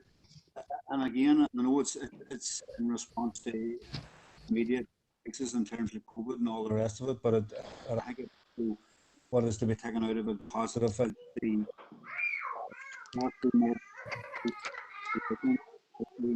stakeholders, and I think it is important that we do engage stakeholders and all that we do, and we certainly seem to be doing it here, both here in the city and in Strabane. So very much they welcome the ongoing work. The only, and it's not a concern, but it's just in terms of the time frame. I think some of the thing is mentioned March of this year, and that seems a very tight time frame. I know a lot of work's been put on the design and getting the stuff ready to be done, but I just wonder, is that a timeline that's going to cause us difficulties? But on the round, very much welcome the report and the work that has been done to it. Thank you, Chair. Alderman Hussey. Thank you, Chair. There are two elements to this report, and I suppose the first element is the one that I've declared an interest in, namely the business grant, the DFC business grant administered by Council, and that's in the first sentence on 2.2 of the report. But I want to look, and I will be looking at the overall rest of that report, which is Derry City and Strabane District Council's input into marketing and animation. As I look at that, whilst the grant system is across the entire council area, the DFC funding, the input then from marketing and animation from our council is with regard to 2 urban areas. And indeed, it's very welcome what is being done with regard to that street life and creation of vibrant places, outdoor vibrancy, all very, very good. Excellent. But hang on a minute. Eglinton, Donaghmana, Newton Stewart, Castle, there are communities, rural settlements beyond who are just as deserving of receiving street life and vibrant places, the creation of, encouragement of street life and vibrant places, outdoor vibrancy within their areas, public confidence for people to utilise the facilities of our rural settlements as well. I don't see this in the report. Probably I'm going to be told it's because it's a DFC grant, and sorry, it doesn't apply to the rural area, it only applies to urban. But I'm asking the question, why, even if we as a council are not further expanding the development of the marketing and animation, as is suggested in the recommendation, that we endorse further development, that further development should be including those rural areas that I've mentioned. And I mean, has there been consultation with our local community growth partnership boards, for example, because they have a big input into this sort of development? And I think you can see from that, Chair, the direction of my thought on the report. Thank you. Thank you, Derek, for that. Frank, do you want to answer those? The only one I can comment on, Morris, is the programme for Councillor Fleming's query. Yeah, there is a programme there. It is provisional. It is enormously tight. And as Tony said, it would show work commencing during the summer. Now, just in light of some of the evolving picture and consultations and issues around things like land, I couldn't say with certainty that we're even on that program at the moment, but we're definitely giving it our best shot. But we're ideally we'd like to have been out to tender at the start of this month, but we're not there, and there's still I's to be dotted and T's crossed before we do go out to tender. I think, Chair, just to respond to just to add to Frank's comments, and then also respond to Alderman Hussey's comments as well.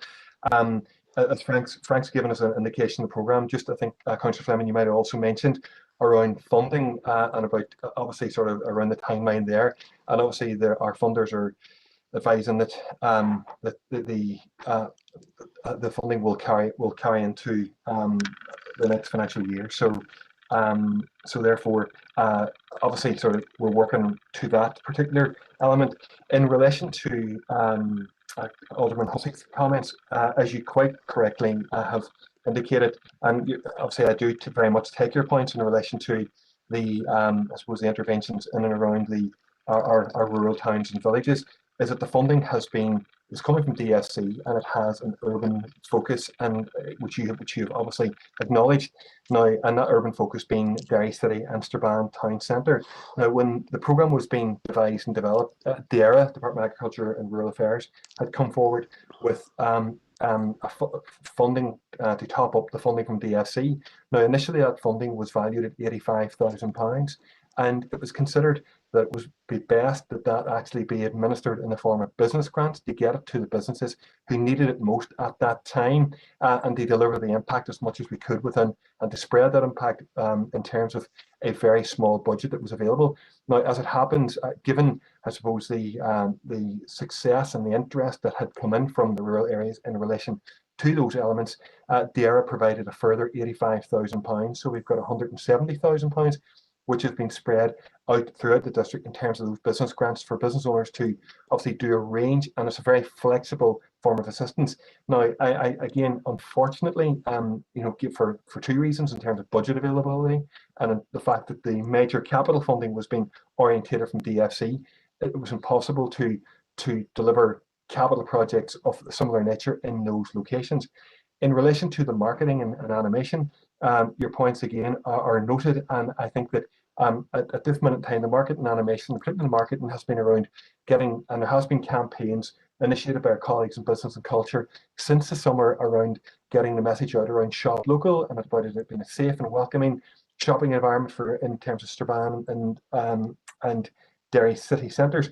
And I think that most certainly would be merit in us liaising with our colleagues in business and culture for them to consider how similar marketing and animation processes might also be delivered and rolled out in the rural area as well. But the only thing I would say there is that the emphasis is on again from DFC, but I think it would be worth us having a conversation with both our business and culture colleagues and indeed the funder in relation to the ability for us to undertake some market and animation activities as you have outlined. Thanks, Tony. Thank you, Chair. for that. I've just been asked to ask people who are not speaking to remind to keep their mics off.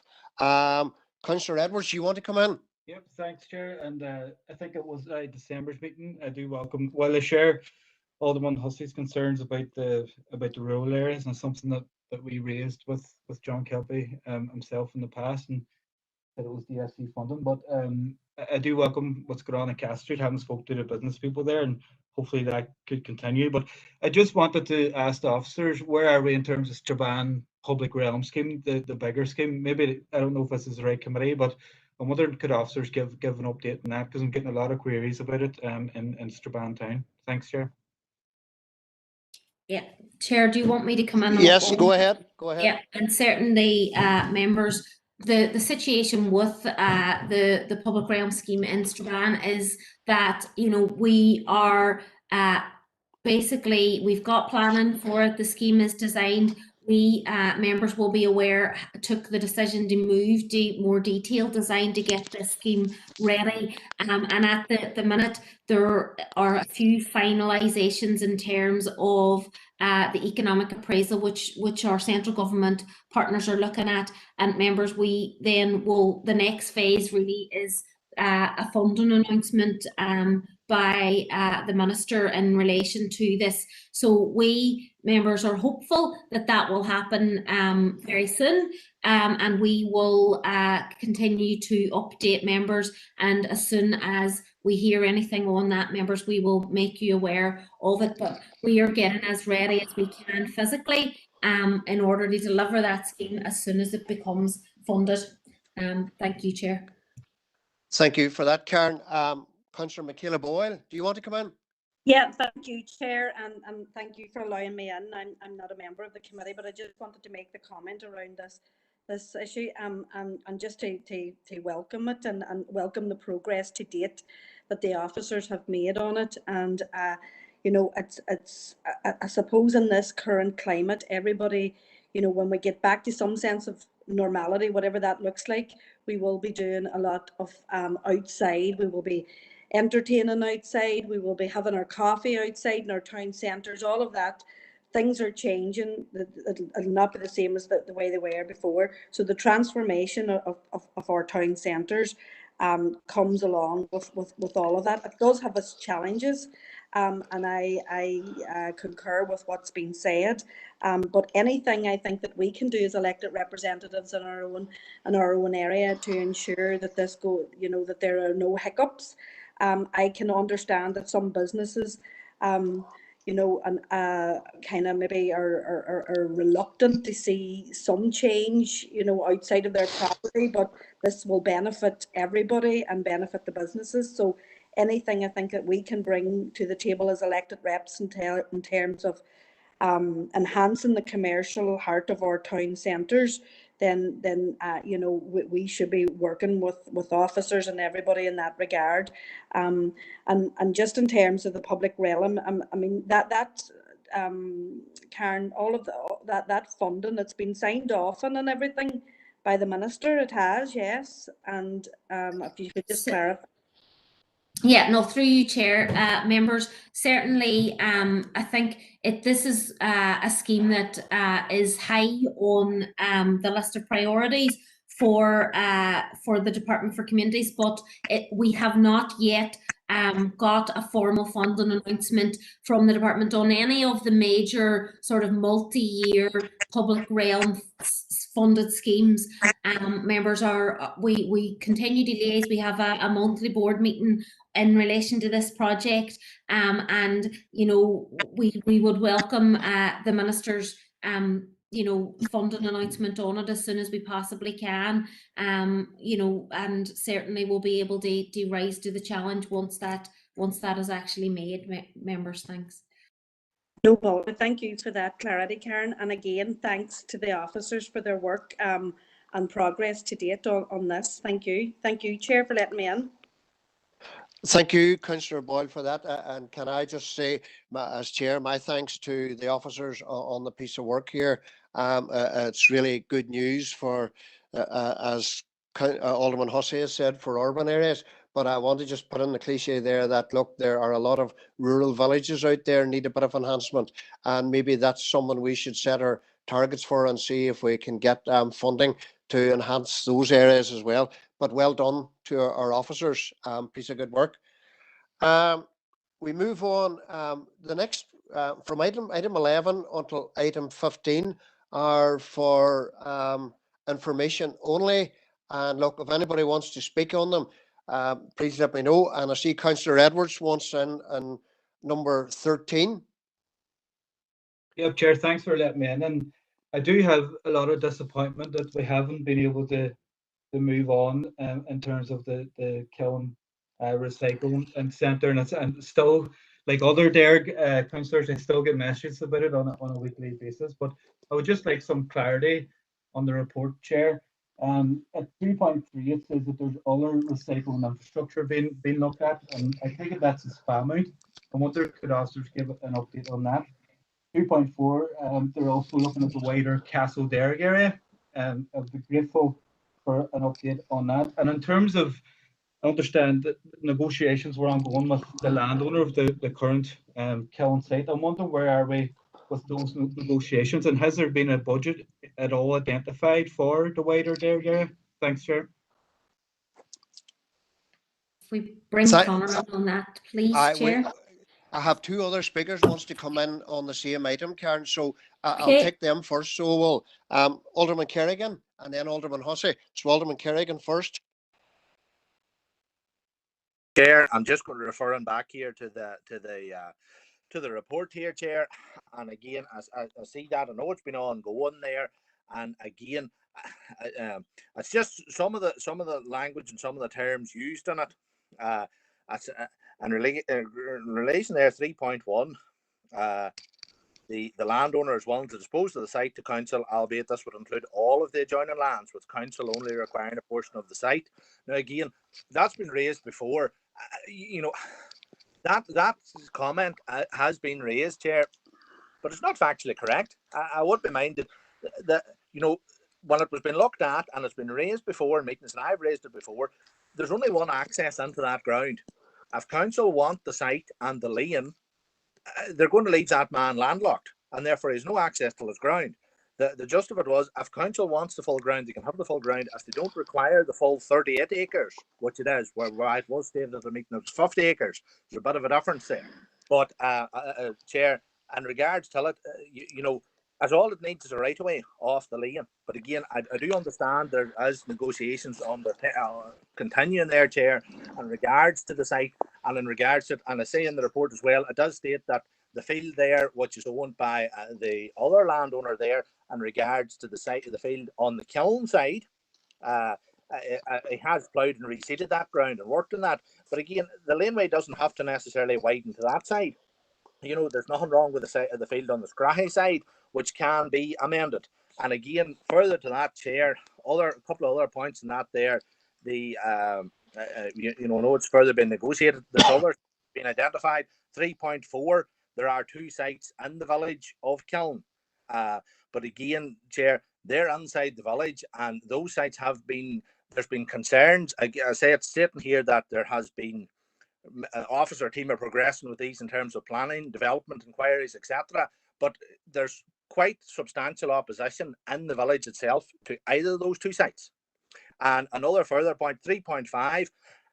Now, this is my part of the country here, Chair, and I've never heard of the Willow Hill Road. I'll be truthful here.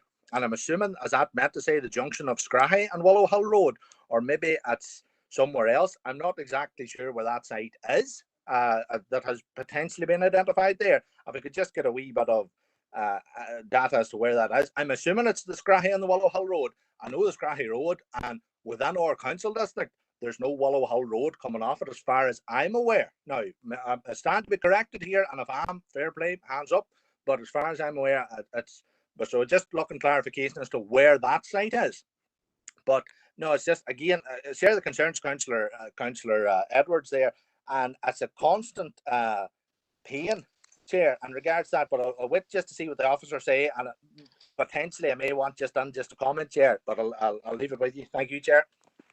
Thank you, Alderman Kerrigan. I have one more speaker on this item, and that's Alderman Hussey. Thank you, Chair, and start out by endorsing all of the remarks of the previous two speakers. But I'm moving on to 4.2 and the last section of 4.2.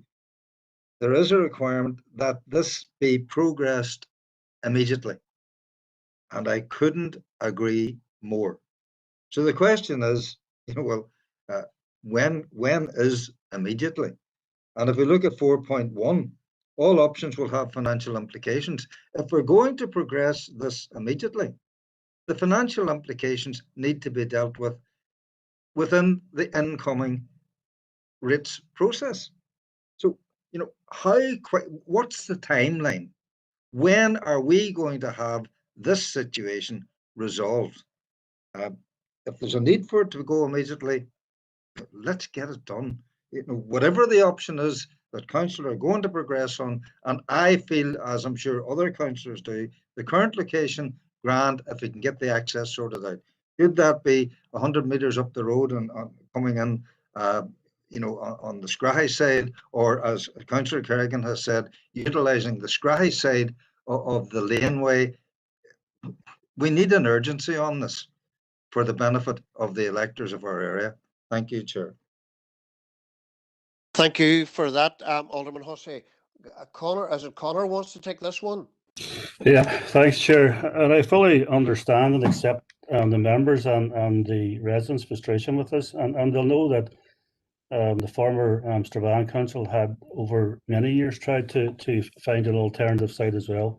And if we can deal with maybe some of the issues generally first, in terms of planning, the preference within a planning environment is that these facilities be developed within the development limits of any settlement.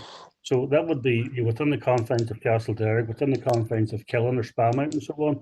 Once you step outside of that, it's much more difficult to get planning. Not impossible, but it's much more difficult.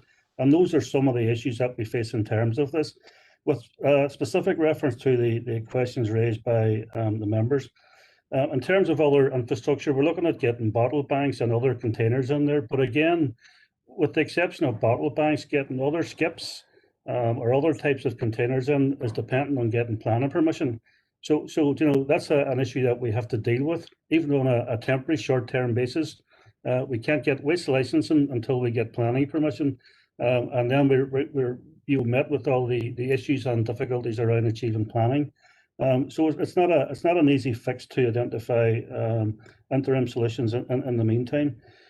With the comment in terms of wider Derry, as I said, the preference from a planning point of view is to try to get these facilities inside development limits of any settlement. So we're focused on those sites again, and that brings us back to the sites within Killen. They're inside the development limits, and from a planning perspective, notwithstanding any of the concerns raised by the members and the residents, but from a planning perspective, it may be achievable in terms of the wider site. Specifically with regard to the existing Killen site and the access road, the issue with the access road is the sight lines coming out of Killen Village. We had a traffic survey and an engineer with us, and the issue there is that field between the lane and the Killen Village would have to be significantly reduced to give the sight lines from the village out to the junction of that road. So even if we were to put the access road onto the right-hand side of the existing laneway as you're driving up it, we still need additional lands to the left-hand side to obtain the sight lines. With regard to the access to the site itself, one of the issues identified was site security. As Alderman has pointed out, there is only one road up onto the site, and the current owner requires 24-hour access through that site. So we have no means of providing or securing that site outside of that, and that's an issue that we have to consider going forward. So in terms of the immediacy, yep, we accept it, and we're looking at all options and alternatives in terms of that. We still need a bit of time to bottom out some of the issues in terms of planning, in terms of road access and so on, and we'll deal with those. And in terms of the other site on the Scrahy Road and the Willow Hill Road, that's what I've taken off the map. That's what the directions were given to me. We've had an approach from the owner of that site, it's back. It's slightly back from the junction, probably towards the Killen side. But that's the site location. Again, I've found it on the map, and we've had our colleagues in planning go to have a look at it and assess it from a planning perspective. So again, look, I appreciate all the frustrations that members have on this, and yep, there is an immediacy to this, but we're also constrained by all of the other issues around planning that we'll have to address no matter what the issue is. So whether it's the existing site, how do we ensure that council has sole access from a security perspective? We still need part of that field to achieve the sightlines. And as I said in the report, the landowner is reluctant to give up any of that field. Now, whether we can look at other access roads into the site is going to be an issue, or sorry, as one of the options. But again, that's still under discussion with the landowner. So there are multiple issues there, and we continue to work through them. And the immediacy is to try and either resolve the issues in terms of the existing site to the satisfaction of council, or to identify an alternative location that we can then push forward with. And in the meantime, proceed with interim temporary arrangements to allow the people within the wider Castleberg area access to recycling facilities. Honor for that, and I think during the discussion, I think Alderman Kerrigan intimated that he may want to come back in again. Do you want to come back in again, Alderman Kerrigan? Yeah, Chair, yeah, sorry, I didn't just get it typed in quick enough. I do thank Conor for as comments, and I'm sure the fellow Derry councillors will as well. I'm still just not 100% sure. I've been looking at it on the map, and I don't see a Willow Hill Road. Now, again, I stand to be corrected whether that's closer to Kiln or whether it's further up the Scrahy Road. I'm just not entirely sure, but I don't see a Willow Hill Road.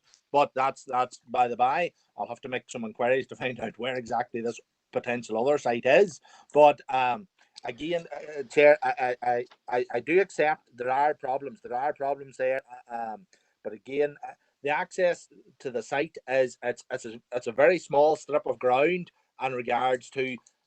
I still maintain whatever laneway as a final laneway to the current site. If that progresses, even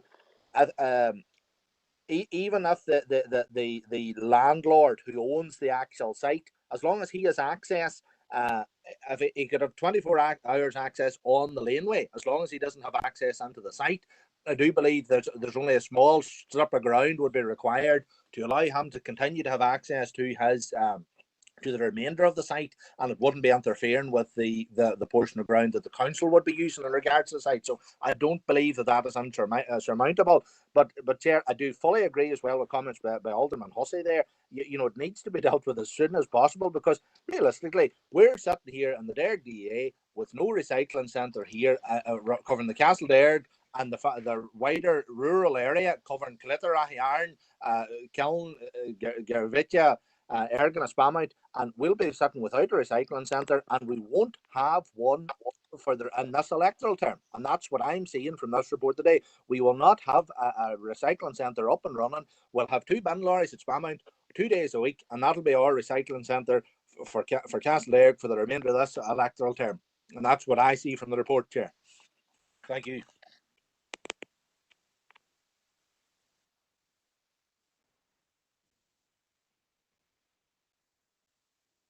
Kerrigan, thank you for those comments. They're noted. Councillor McHugh, do you want to come in? Yes, thank you, Chair. Just a very quick query. It says in the report there that the officer team will be in a position to bring forward a detailed recommendation in terms of the preferred site for members' consideration. Am I right in thinking that the expression of interest, or the further expression of interest, is going out for advertising in local media in the coming week? And will that preferred site or list of preferred sites, will that be totally inclusive of every site that has been offered to the council? Thank you, Chair. Chair, if I can answer that, the answer is yes. What we would intend to do is, with all the sites, including the existing site, is come up with a matrix that will allow us to identify the preferred option in terms of all the things that we discussed about access, planning, and all of those other issues.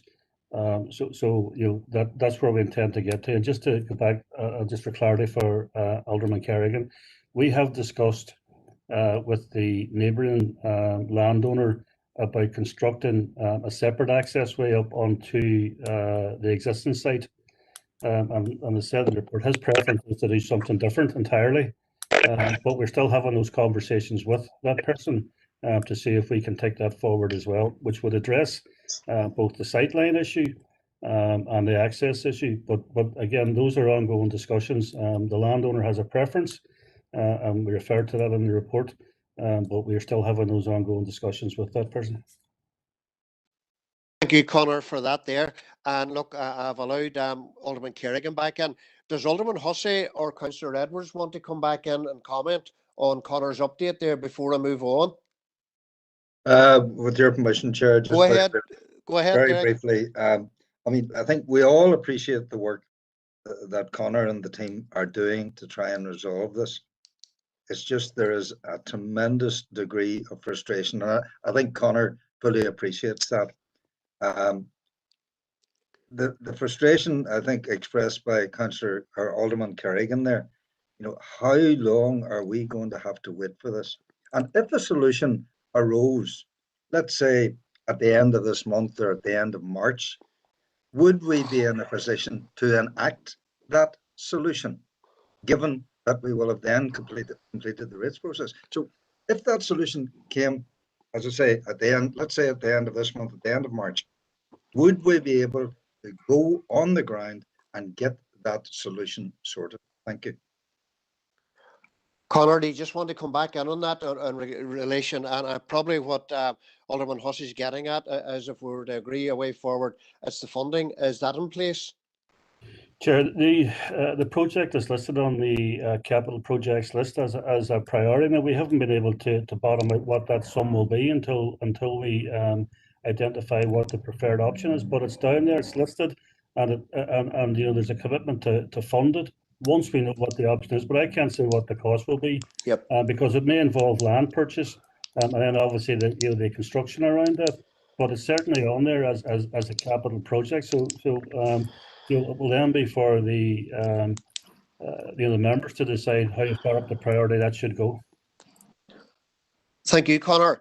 Councillor Edwards, are you happy enough? Yeah, just to echo what Alderman Hussey said, Chair, and like others, I get it every week, and you'll find maybe some people might not be paying the rates because they don't feel they're getting any value from them, and that's a real concern of mine.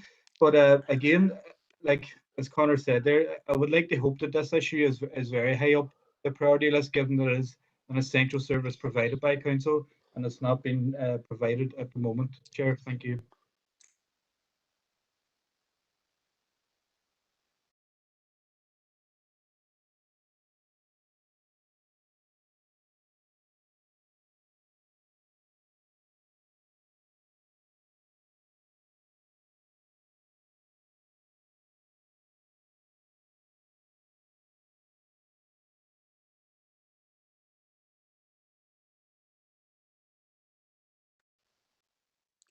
Sorry, I think I was unmuted there, was I?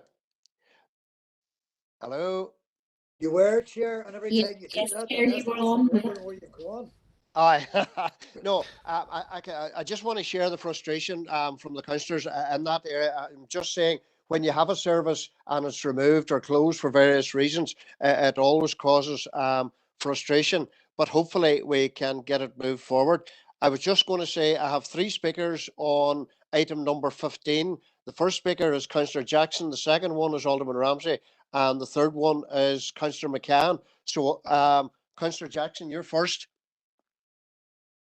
Thank you, Chair. And I suppose that issue of laneways is an issue that all members, I'm sure, are being inundated with from time to time. So there's issues with laneways that come up constantly, and that doesn't surprise me that there's other members that are keen to come in and voice a view in respect to this.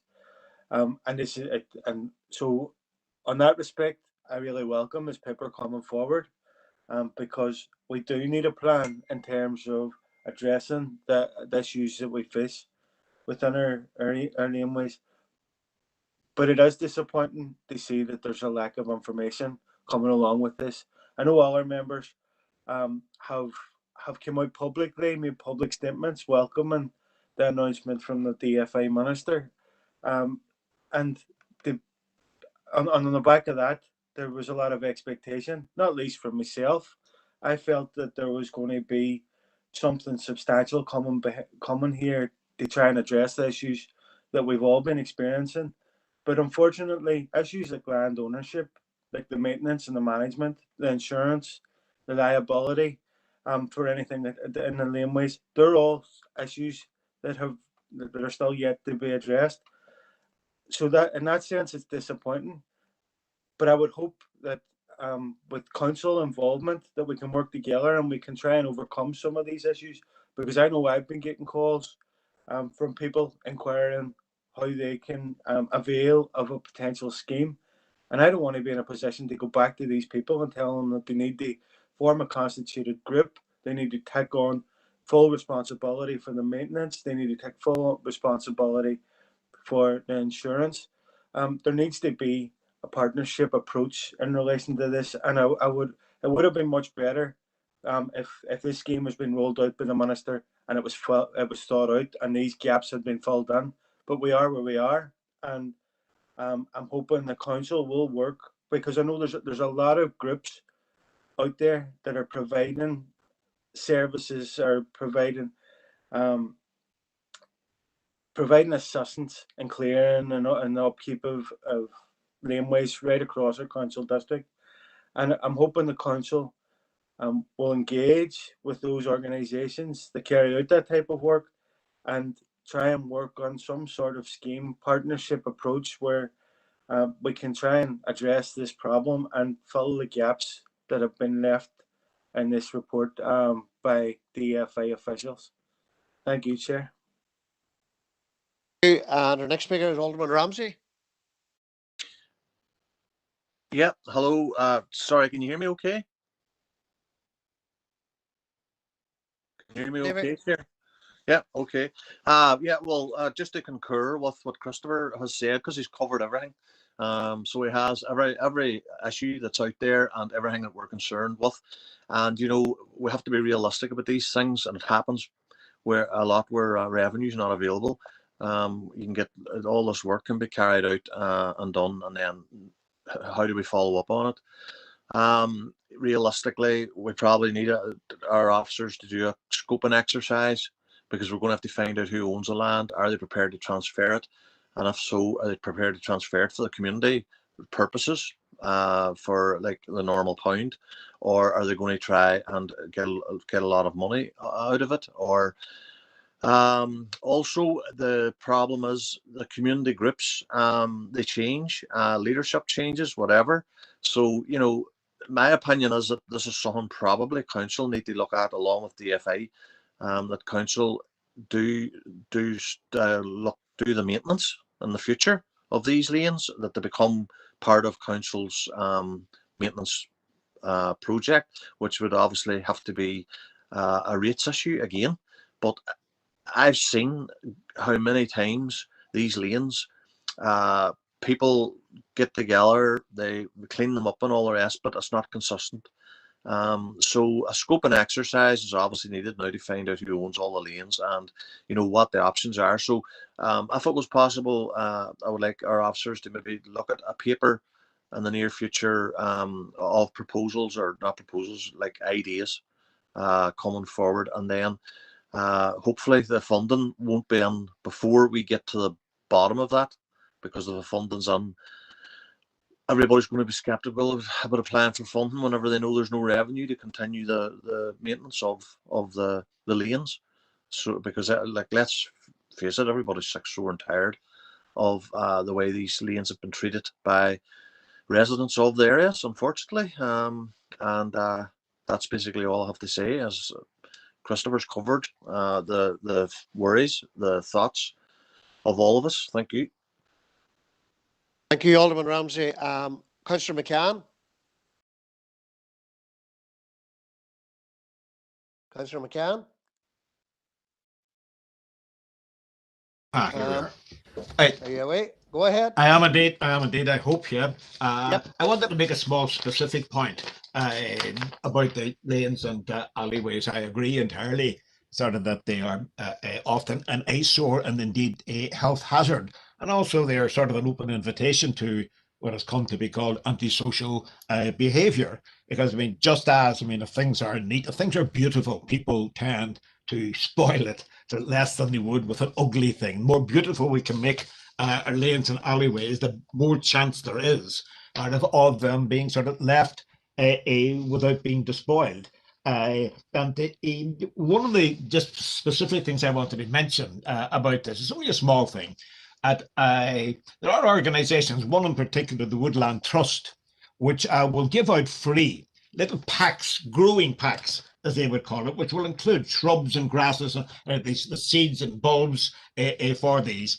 The Woodland Trust gives them out in 3 separate sizes. They'll deliver them to you to produce like a whole area of bushes, if you like, and also to be just something which would just be in a nook and cranny somewhere. And it strikes me that if we took sort of that open invitation up, and questions to do, for example, sort of about insurance, if it could be done sort of in a pack of, for example, if they would cooperate. I have no idea how it works in other cities. I know that across the water, sort of this scheme sort of is widespread and very popular, and I don't know about the insurance implications of it. I do think it seems to make sense to me, it's logic to me, that if there were sort of a series of these initiatives, that it ought to be possible to get insurance for them in as a whole. But as a first step, I do think that it would be worthwhile, I mean, contacting or talking to the Woodland Trust and also Friends of the Earth, but I know that the Woodland Trust advertised this particular scheme or a gift of packs of bulbs and seeds to grow. And I think it's, when I heard it first, I thought, what a wonderful idea. And the type of thing I think we'll get people, especially, although not exclusively, young people, to take this up and to say, well, you do that label, you do that alleyway, and with a bit of advice from maybe older and wiser and more green-fingered people. I mean, this, I think, could enhance the city and enhance sort of the living space of people in working-class areas. And those are the areas which most suffer from the type of ugliness which piles up sort of in back alleys and laneways.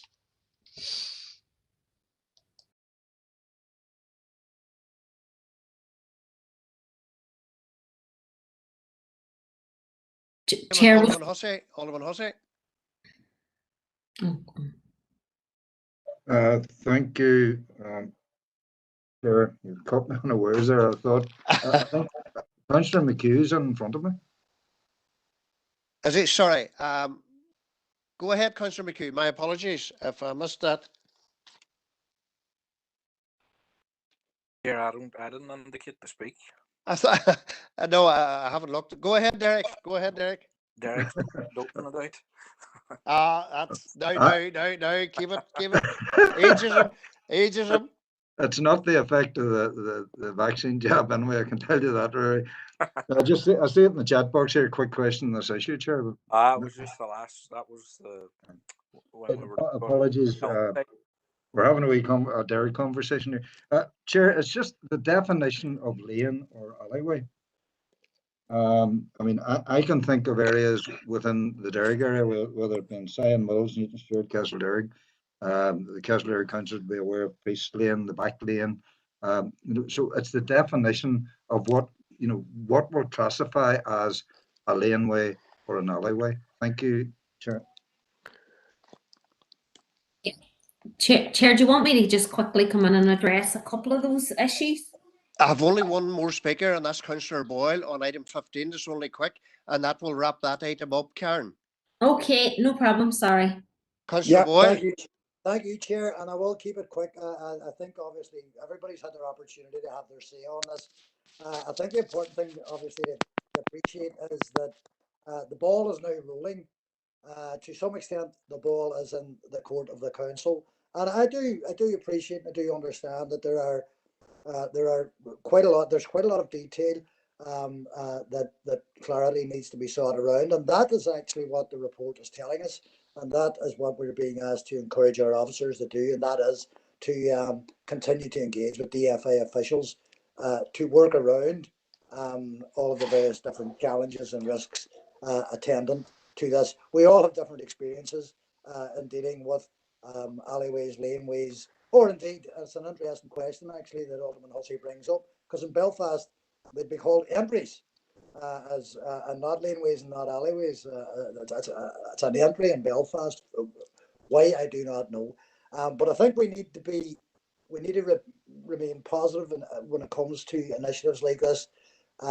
We really should park some of the cynicism and work out ways. I do agree with colleagues here as well. Work out ways that we can actually make this work for the community. It would be churlish at this point to find criticism when we're really only at the start of the journey. The ball's only getting rolling here.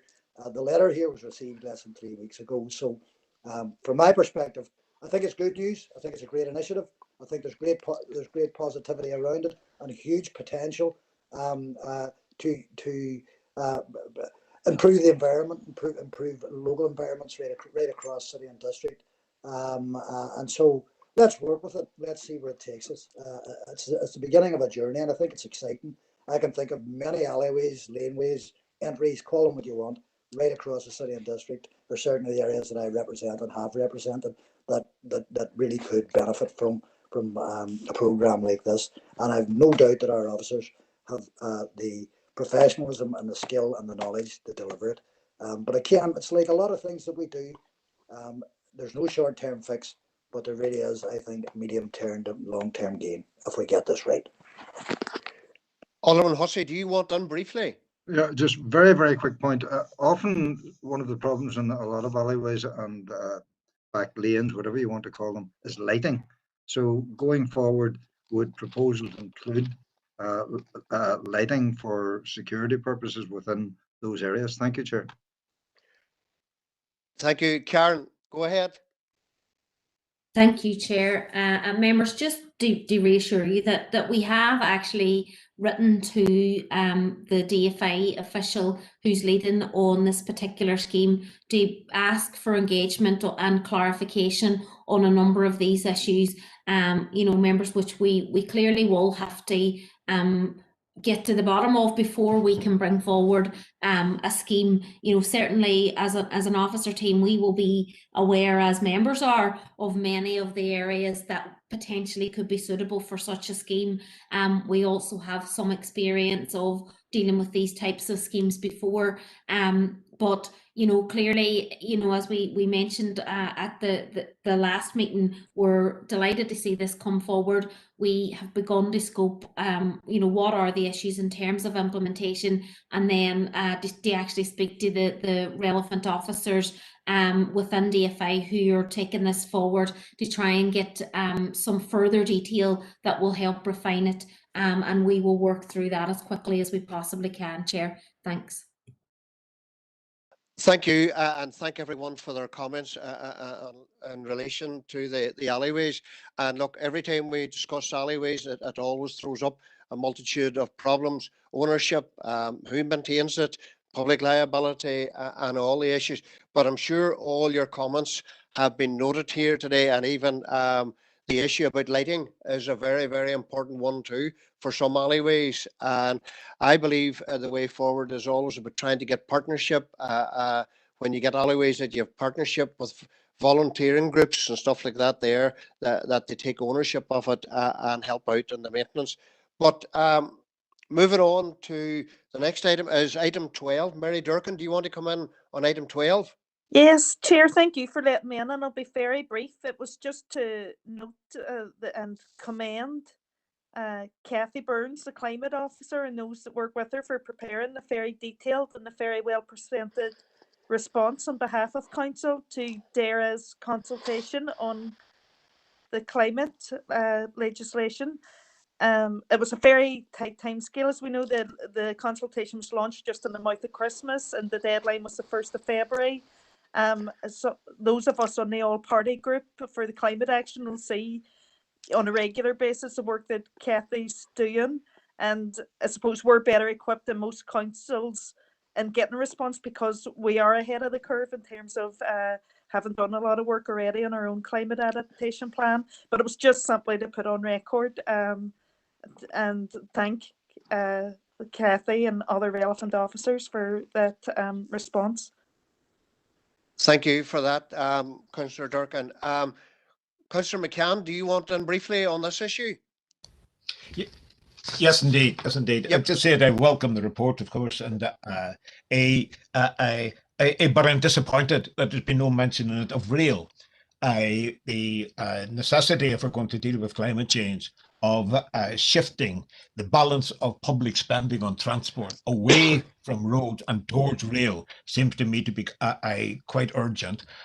We don't use rails, or we don't give it the prominence it needs. If we look at it merely in the context of climate change and the need to save the planet, if we look at it in that context, then we can see sort of that moving to rail is not just a matter of serving the economy of this place or that place.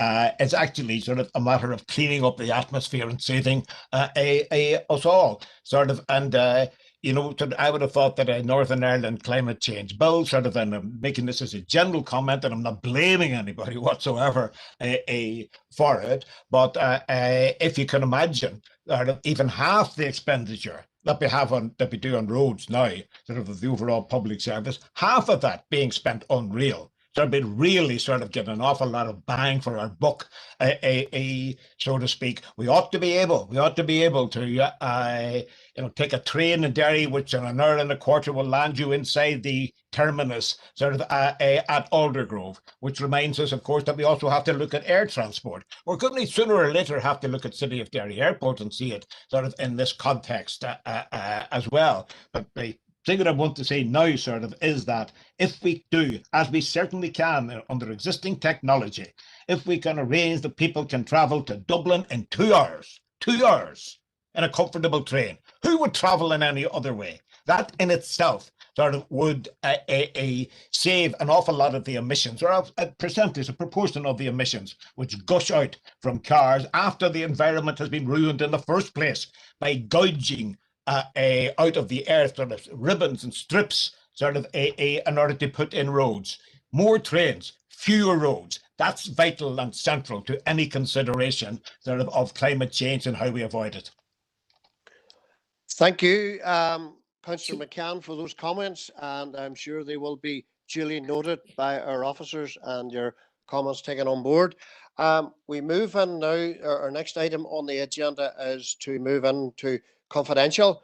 Do I have a proposer that we move into confidential? John Boyle. John Boyle proposed it. Thank you, John. Seconded, Alderman Ramsey. Alderman Ramsey seconded. Karen, could you just let us know when we're in confidential? Yeah, Chair, I think we have our IT support on the line, and if they can please put a message in